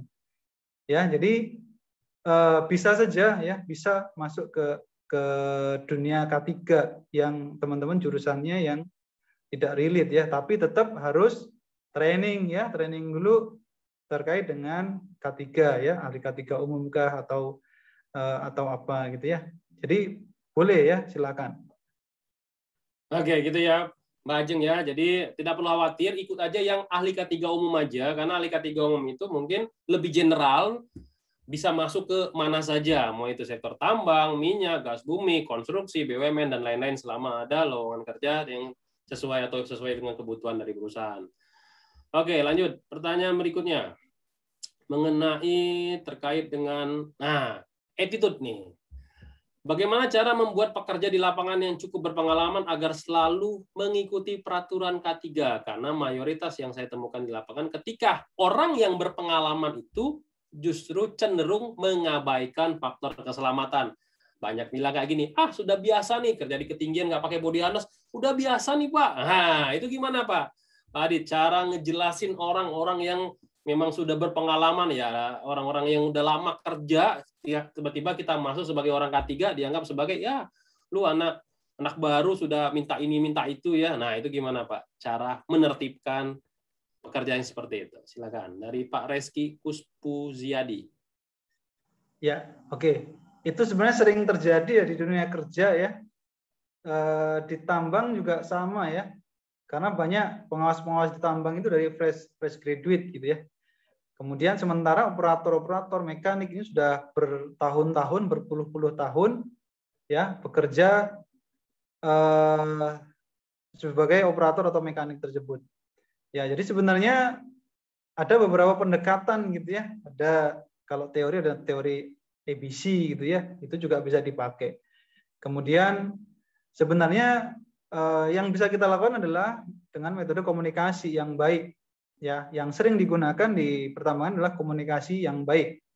Bisa juga menggunakan pemberian reward ya, pemberian reward, pemberian punishment ketika misalkan operator atau mekanik tersebut melakukan pelanggaran ya, tapi tetap kalau misalkan fresh graduate harus didampingi ya, jadi nggak boleh sendirian gitu kan, nggak boleh sendirian, harus didampingi ya. Dan memang sebenarnya itu akan akan sesuai dengan budaya kerja di perusahaan tersebut sebenarnya. Kalau budaya kerjanya baik ya di perusahaan tersebut, pengembangan budaya kerjanya bagus, pengembangan people development-nya bagus, maka biasanya hal-hal yang tersebut nggak akan muncul nih. Walaupun yang senior mereka juga akan menghormati yang junior gitu kan. Jadi tergantung yang pertama dari budaya kerja perusahaan tersebut, atau yang kedua kan pasti di setiap perusahaan ada yang namanya training center gitu ya. Mungkin ada yang training center. Kalau misalkan ada misalkan attitude yang kurang bagus, ya, nah itu nanti bisa dimasukkan ke training center, ya, untuk dilakukan pembinaan. Ya, itu salah satunya. Dan sebenarnya setiap karyawan itu dinilai sama atasannya masing-masing gitu ya. Nah, dengan penilaian atasannya masing-masing itu kita bisa mengintervensi sebenarnya. Oh, Pak, ini yang beliau misalkan kurang tidak mematuhi terkait dengan rambu-rambu. Pernah misalkan tidak mematuhi, disampaikan ke pengawasnya. Jadi seperti itu ya. Kalau ditambang karena tadi polanya adalah polisi tambang itu bukan departemen HSE gitu kan, departemennya adalah atasannya sendiri atau pengawasnya sendiri, maka nanti yang akan menegur adalah pengawasnya. Sebenarnya gitu kalau ditambang ya. Kalau misalkan kita tidak mampu untuk menegurnya, nanti sampaikan saja ke atasannya, nanti atasannya yang akan menginformasikan ke bawahan tersebut. Ya, tapi sebenarnya untuk mengingatkan orang banyak teknik dan triknya gitu ya, tergantung dengan kita mau komunikasinya mau seperti apa gitu. Dan itu memang perlu pembelajaran lebih lanjut lah bagaimana cara mengatasi karyawan-karyawan yang kurang mau mau mematuhi peraturan gitu. Oke, jadi intinya teknik berkomunikasi kita menyampaikan pada saat melalui safety induction, safety talk, dan lain-lain ya, toolbox meeting, safety meeting gitu ya Pak ya, cara menyampaikannya. Atau bisa ditambahin lagi dengan sanksi ya, reward dan punishment gitu ya. Mungkin bisa memicu juga buat kita tertib terhadap K3 pada para pekerja di lapangan. Oke, kita lanjut ke session yang ketiga. Silakan langsung berbicara dengan narasumber kita siang ini. Pak Franky, silakan untuk di-unmute. Halo Pak Franky. Oke, lalu Ibu Nida Suryani, Pak Yuma, silakan. Siapa yang duluan? Oh, Pak Yuma. Yuk, Halo Pak. Assalamualaikum warahmatullahi wabarakatuh. Selamat sore Pak Adit. Ya Pak Denny, mohon izin bertanya Pak terkait dengan SMKP ya Pak ya, auditor SMKP. Di sini sih saya hanya ingin make sure saja ya Pak ya. Apakah untuk SMKP ini provider yang mengeluarkan hanya dari PPSDM Geo Minerba saja Pak, atau mungkin ada dari yang lain gitu Pak, BNSP gitu. Ingin make sure itu sih Pak, karena kita ada kebutuhan buat auditor SMKP, tapi dia minta dari PPSDM Geo Minerba seperti itu. Terus kita searching ada juga dari BNSP. Nah itu sebetulnya dari sisi tambang sebetulnya yang valid itu yang mana sih Pak? Apakah dari BNSP atau Geo Minerba? Itu Pak yang itu aja Pak. Terima kasih. Oke, silakan Pak Adit. Ya ini dilema juga nih. Kalau kita kurang informasi, takutnya nanti owner yang tambang kita kerja malah nggak terima ya. Auditor SMKP itu dari PPSDM Geo Minerba atau dari LSP yang telah terlisensi oleh BNSP. Silakan Pak. Ya, kalau kebetulan saya kemarin juga baru training auditor SMKP ya. Jadi kalau untuk auditor SMKP itu yang menerbitkan saat ini masih di PPSDM Geo Minerba. Ya, jadi masih di PPSDM Geo Minerba. Jadi di BNSP masih belum ada ya, karena auditor SMKP itu belum masuk di dalam SKKK ya. Jadi untuk penyelenggaranya saat ini masih di PPSDM Geo Minerba. Jadi seperti itu Pak. Oke, gitu ya. Pak Yuma, ini sebenarnya Pak Yuma udah diskusi kita di minggu kemarin nih, atau 2 minggu yang lalu ya, terkait dengan pertambangan ini. Oke, lanjut. Pak Franky, Bu Nida. Silakan Bapak Ibu semua tekan tombol raise hand agar kita bisa tahu Bapak Ibu semua siapa yang kita perkenankan untuk berbicara. Oke, Pak Timothy, silakan. Ya, selamat siang Pak Aditya, Pak Denny. Selamat siang Pak Timothy. Tadi Pak Aditya bilang bahwa menggunakan tambang itu menggunakan alat peledak ya Pak ya? Halo Pak. Gimana Pak? Ya tadi Bapak mengatakan bahwa dalam pertambangan itu bisa menggunakan alat peledak. Kalau tidak salah ya Pak ya? Alat peledak ya? Pak. Iya. Itu pertanyaan saya, alat peledak itu apakah yang digunakan di dalam militer atau dia punya alat peledak khusus Pak? Oke, itu aja ya Pak Timothy. Terima kasih ya, Pak. Terima kasih. Oke, silakan Pak Adi terkait dengan menggunakan peledak ya untuk tambang. Ya, jadi untuk peledakan di tambang itu kan ada ini ya Pak, ada beberapa perusahaan yang memang menyediakan servis terkait dengan peledakan di tambang gitu ya. Ada misalkan contoh kalau BUMN ya, misalkan PT Dahana. PT Dahana itu juga yang menyuplai atau yang membuat alat militer juga Pak, gitu ya. Jadi membuat alat militer untuk TNI juga gitu kan. Dan terkait dengan bahannya ya, bahannya sebenarnya hampir sama. Cuma ya mungkin ada beberapa perbedaan spesifikasi gitu ya. yang digunakan di tambang maupun yang di militer. Ya, kalau dari segi bahan sih sebenarnya hampir sama karena bahan peledak sendiri di tambang dan militer hampir sama, Pak. Ya, hampir sama. Cuma metode peledakannya mungkin berbeda gitu ya. Kalau di militer kan digunakan di apa namanya di rudal, di bom dan lain sebagainya. Kalau di tambang dia relatif peledakannya langsung gitu ya. Jadi menggunakan alat. Kalau untuk bahannya sama sih, Pak. Mungkin yang perbedaannya ya detonatornya berbeda gitu ya. Kemudian bahannya mungkin ada beberapa yang memang modifikasi. Ya, nggak semuanya memakai bahan yang ada di militer karena beberapa bahan di tambang juga daya ledaknya ada yang tinggi juga gitu ya, ada yang rendah juga. Nanti disesuaikan dengan kebutuhan tambangnya sih Pak sebenarnya. Jadi seperti itu. Oke, gitu ya. Oke, kita lanjut lagi pertanyaan dari Pak Muhammad Amar. Nah, beliau bertanya apakah sertifikasi awareness seperti yang kolega lakukan ataupun PJK3 lakukan itu bisa digunakan untuk ngelamar kerja di sektor tambang atau di sektor pabrik industri manufaktur dan lain-lain, sertifikat awareness seperti yang Midyatama lakukan ini. Nah, mungkin Pak Adit bisa sharing Pak terkait dengan mungkin pengalaman atau teman-teman yang lain yang ngelamar menggunakan sertifikat awareness tersebut. Oke. Jadi sebenarnya untuk sertifikat awareness pada dasarnya bisa Pak, karena sertifikat awareness ini sebenarnya kan menambah jam pengetahuan kita sebenarnya di dunia K3 kalau di sini kan ya. Kalau karena kita berbicara masalah K3 gitu kan, itu sebenarnya bisa. Karena kalau di dunia pertambangan ketika kita memilih seorang karyawan gitu kan ada beberapa kualifikasi.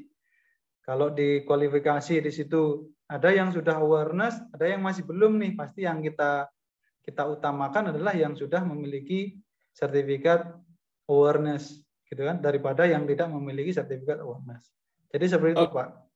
Oke, gitu ya Pak Amar ya. Jadi sertifikat kolega itu bisa digunakan untuk melamar kerja mau di sektor mana saja, itu bagian dari kelebihan teman-teman semua. Jadi pastikan Bapak Ibu semua Mika Pro-nya Platinum, melakukan pemesanan di bagian soft skill dan ikut webinarnya ya dan mengisi absen baru dapat e-sertifikatnya. Nanti silakan hubungi Pak Arif ya untuk penerbitan e-sertifikat tersebut. Lanjut ke pertanyaan berikutnya terkait dengan JSA atau JSE dari Pak Ridwan. Ini siapa yang buat? Apakah pengawas ya atau siapa nih kalau di sektor tambang nih Pak? Silakan. Ya. Jadi kalau JSA itu banyak ya, ada JSAO, ada JSA, ada JSEA gitu ya. Kalau JSA ini kalau di sektor pertambangan yang wajib membuat adalah pengawasnya, pengawas operasional ya.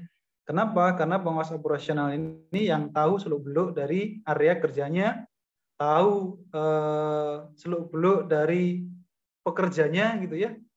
Dan yang bertanggung jawab. Tadi kan sudah ada ya tugas dan tanggung jawab pengawas operasional. Salah satunya bertanggung jawab kepada KTT terkait dengan keselamatan kesehatan pekerja yang ada di bawahannya. Nah, salah satu tindakan atau pelaksanaan tugas dan tanggung jawab itu adalah membuat job safety analisisnya.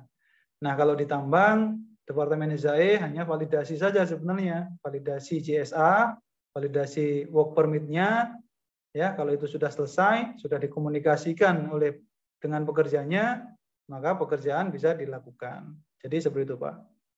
Oke, jadi yang lebih pasnya adalah orang yang bertanggung jawab di area tersebut dan memang dia punya kompetensi di bidang K3 gitu ya. Oke, lanjut. Pertanyaan langsung ditanya Pak Sugeng Pamuji, silakan. Pak Sugeng, silakan di-unmute, Pak. Bapak Ibu semua silakan kalau mau bertanya raise hand saja. Oke, silakan Pak Sugeng. Baik. Dari mana, Pak? Selamat siang Bapak-bapak semuanya. Ya. Saya ingin bertanya kepada Bapak Aditya. Pak dari mana Pak? Kenalkan. Oh baik Pak, kenalkan nama saya Sugeng Pamuji Pak, peserta pribadi Pak. Ya silakan Pak. Baik, pertanyaan saya adalah tadi dijelaskan oleh Pak Aditya bahwa pengawas pertambangan yang ada saat ini, tenaga pengawas pertambangan saat ini jumlahnya sangat terbatas. Ya, terus Pak? Kemudian sementara sektor pertambangan sendiri itu sangat banyak. Nah, pertama saya tanyakan untuk rekrutmen tenaga pengawas pertambangan itu seperti apa? Satu. Kemudian yang kedua, untuk mengatasi pengawasan sekian banyak pertambangan itu bagaimana Pak? Karena sementara tenaga pengawasnya sendiri terbatas. Terima kasih. Oke, terima kasih Pak Sugeng. Jadi ada 2 pertanyaan ya. Cara rekrutmen pengawas dan cara mengawasi pertambangan kalau misalkan perusahaan tambang itu banyak. Silakan Pak Adit. Oke Pak, jadi tadi yang saya sampaikan ya di materi Pak Sugeng, bahwa yang terbatas itu adalah inspektur tambang Pak, gitu ya. Jadi inspektur tambang yang under dari Kementerian ESDM itu yang terbatas. Kalau untuk pengawas operasional sebenarnya setiap perusahaan baik itu IUP maupun IUCP ya itu wajib untuk mempunyai pengawas operasional, dan saat ini sudah banyak gitu ya, hampir di setiap perusahaan sudah mempunyai pengawas operasional baik itu pertama, media maupun utama gitu kan. Kalau untuk proses rekrutmen, kalau untuk saat ini ya memang ada beberapa perusahaan IUCP maupun IUP yang memang mencari kandidat yang sudah berpengalaman ya, yang mempunyai sertifikat pengawas operasional. Tapi ada juga yang perusahaan IUP maupun IUCP yang memang merekrut fresh graduate ya, atau ada istilahnya FGDP ya, Fresh Graduate Development Program, ataupun yang lain gitu ya, programnya banyak. Itu memang yang dari fresh graduate. Nah, fresh graduate ini rata-rata masih belum punya pengalaman, yang memang di perusahaan harus dididik terlebih dahulu. Baru nanti setelah sesuai dengan persyaratan pengawas operasional, baru nanti dari perusahaan akan dilakukan sertifikasi pengawas operasional pertama. Jadi seperti itu Pak Sugeng. Oke, gitu dia jawabannya. Kita lanjut lagi Bapak Ibu semua. Masih ada waktu lagi sedikit lagi Bapak Ibu semua. Silakan kalau masih ada pertanyaan. Ini kita lanjut lagi pertanyaannya terkait dengan sertifikasi POP tadi. Ya, dia bilangnya pengalaman kerja dari Pak Dendi itu boleh nggak kalau pengalaman kerja itu bukan di sektor K3, tapi memang sudah, misalkan dia D3, udah 3 tahun, Pak. Nah, itu ditolerir nggak? Dia pengalaman kerja lebih dari 3 tahun atau 5 tahun lah, tapi bukan di bidang K3. Bisa nggak ikut sertifikasi POP? Oke. Ya, jadi tadi untuk yang persyaratan sertifikasi POP adalah pengalaman kerjanya di dunia pertambangan ya Pak. Jadi bukan di dunia K3, jadi di dunia pertambangan. Walaupun misalkan 1 tahun, misalkan S1 1 tahun bukan di departemen HSE gitu kan, tapi di departemen maintenance gitu kan, di pertambangannya itu boleh ya. Jadi boleh mengajukan sertifikasi pengawas operasional. Tapi kalau misalkan 1 tahun itu di luar dari perusahaan pertambangan atau supportnya ya, itu masih belum boleh. Jadi harus di perusahaan pertambangan terlebih dahulu yang mempunyai IUCP ya, IUCP dan IUP tadi. Jadi gitu ya Pak Dendi ya. Jadi pengalaman yang dimaksud di dalam persyaratan untuk ambil POP adalah dia sudah kerja di bidang K3 pertambangan, gitu ya. Oke, lanjut. Terkait dengan ini Pak Andi Muhammad Fajar. Nah, dibilang tanya kayak gini. Kalau implementasi K3 itu yang harus dibenahi itu manajemennya, komitmen manajemennya, SOP-nya, atau sistem manajemennya. Nah, ini mungkin Pak Adit bisa sharing nih Pak, bagaimana implementasi K3 di sektor pertambangan. Yang mana dulu yang harus kita tertibkan? Oke ya. Jadi kalau kita lihat bahwa kalau kita lihat di sistem manajemen ya, sistem manajemen keselamatan pertambangan ya. Ini saya ngelihatnya dari kacamata sistem manajemen keselamatan pertambangan. Jadi yang di elemen 1 itu ada namanya kebijakan manajemen, Pak. Gitu ya.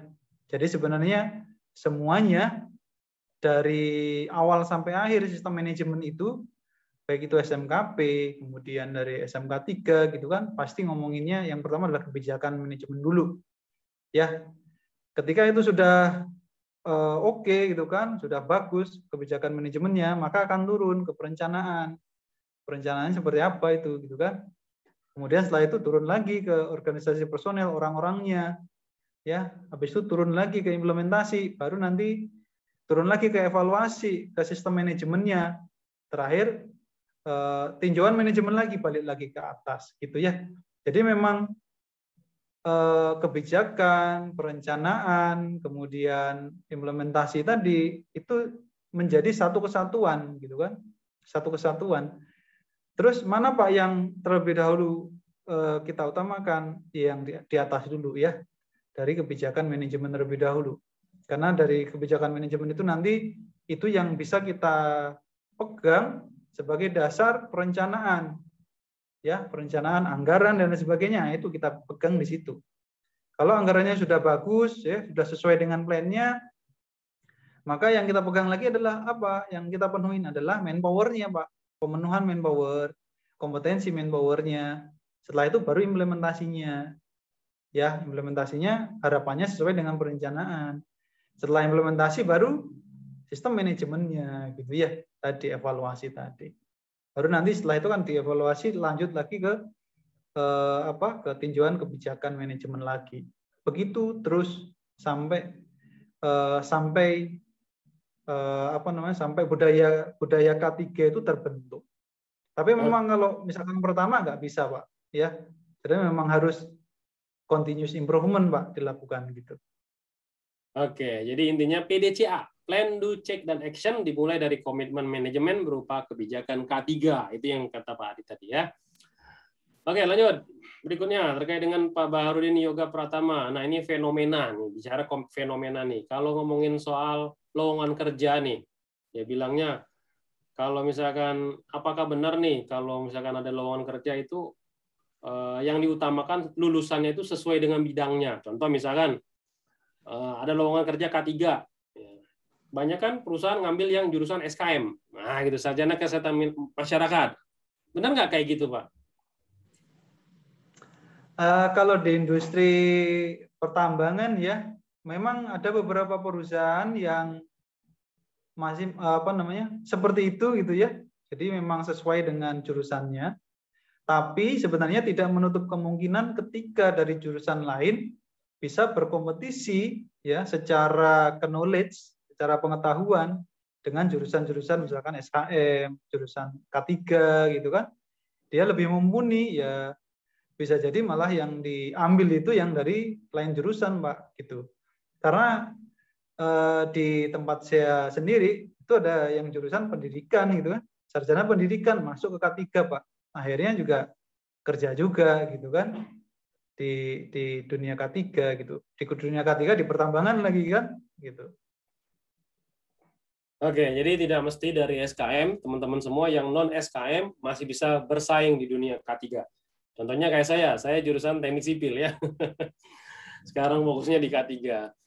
Oke, pertanyaan terakhir dari Pak Bornok Jackson Haryanto. Dia bilangnya kalau misalkan izin blastingnya sudah mati, terus dia masih melakukan blasting tuh, kira-kira sanksinya apa tuh konsekuensinya? Dari KTT atau dari pemilik tambang atau dari SDM sendiri? Iya, jadi izin blasting itu kan sebenarnya ini Pak, dia berantai ya, izin dari SDM, nanti ada izin P2, ada izin P1 gitu ya, dari Polda gitu ya, jadi macam-macam Pak izinnya.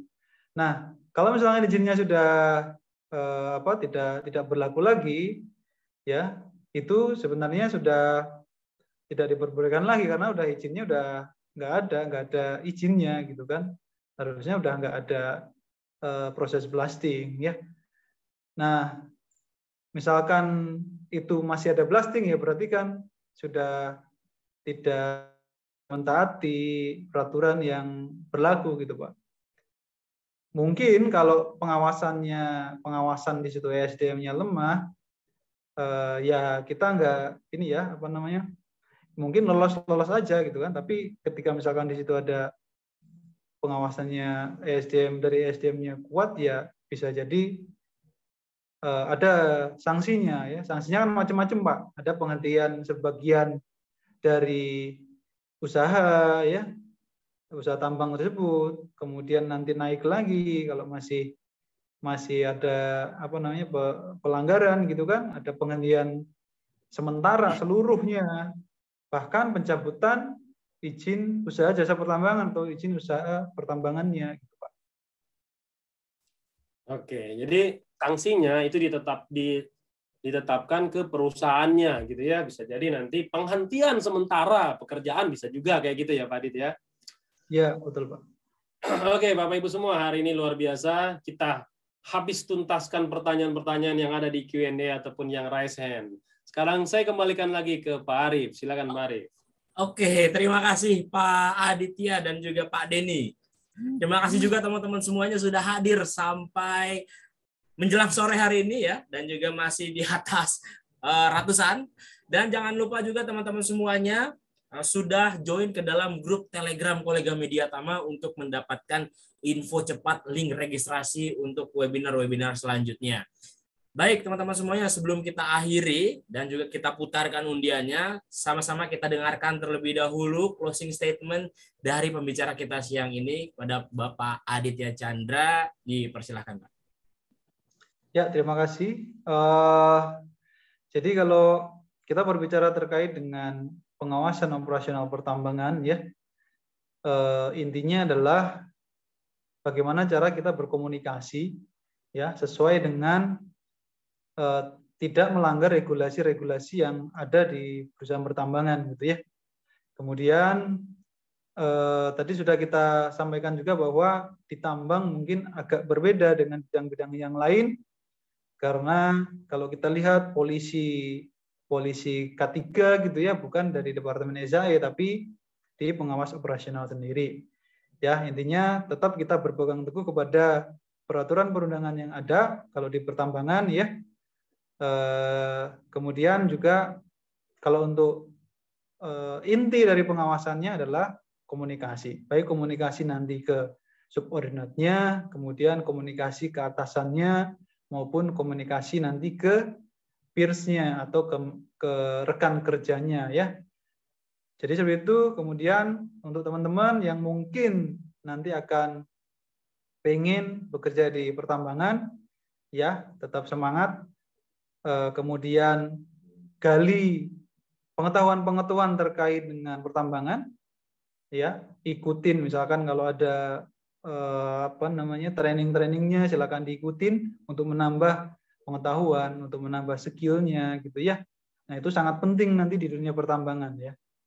Jadi mungkin seperti itu Bapak, terima kasih atas waktunya ya teman-teman di sini, walaupun puasa juga masih semangat untuk mengikuti sharing gitu ya terkait dengan pengawasan operasional K3 di bidang pertambangan. Terima kasih.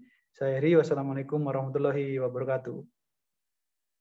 Waalaikumsalam warahmatullahi wabarakatuh. Baik, terima kasih Pak Aditya Chandra. Kalau misalkan Pak Aditya Chandra mau di sini dulu nggak apa-apa, nanti sebelum kita closing. Oke, teman-teman semuanya, ini adalah waktu yang ditunggu-tunggu karena kita akan bagikan atau kita akan putarkan siapakah yang akan menjadi salah satu door prize kita pada siang hari ini, yaitu tentang door prize-nya buku Undang-Undang Regulasi K3. Oke, sudah ada 300 nama yang akan kita putarkan hari ini. Ya, semoga teman-teman yang beruntung silahkan klik raise hand kalau ada ya. Oke, kita akan putarkan siapakah yang akan menjadi pemenangnya. Selamat kepada pemenang door prize Undang-Undang Regulasi K3, Bapak Alri Makatempuge. Ada atau enggak nih Bapak Alri? Ada. Oke, selamat kepada Bapak Alri Makatempuge mendapatkan satu buah buku regulasi Undang-Undang K3. Nanti akan dihubungi langsung oleh tim Media Tama. Dan terima kasih banyak teman-teman semuanya sudah hadir pada siang hari ini. Dan terima kasih juga Pak Aditya, Pak Denny sudah memfasilitasi acara hari ini.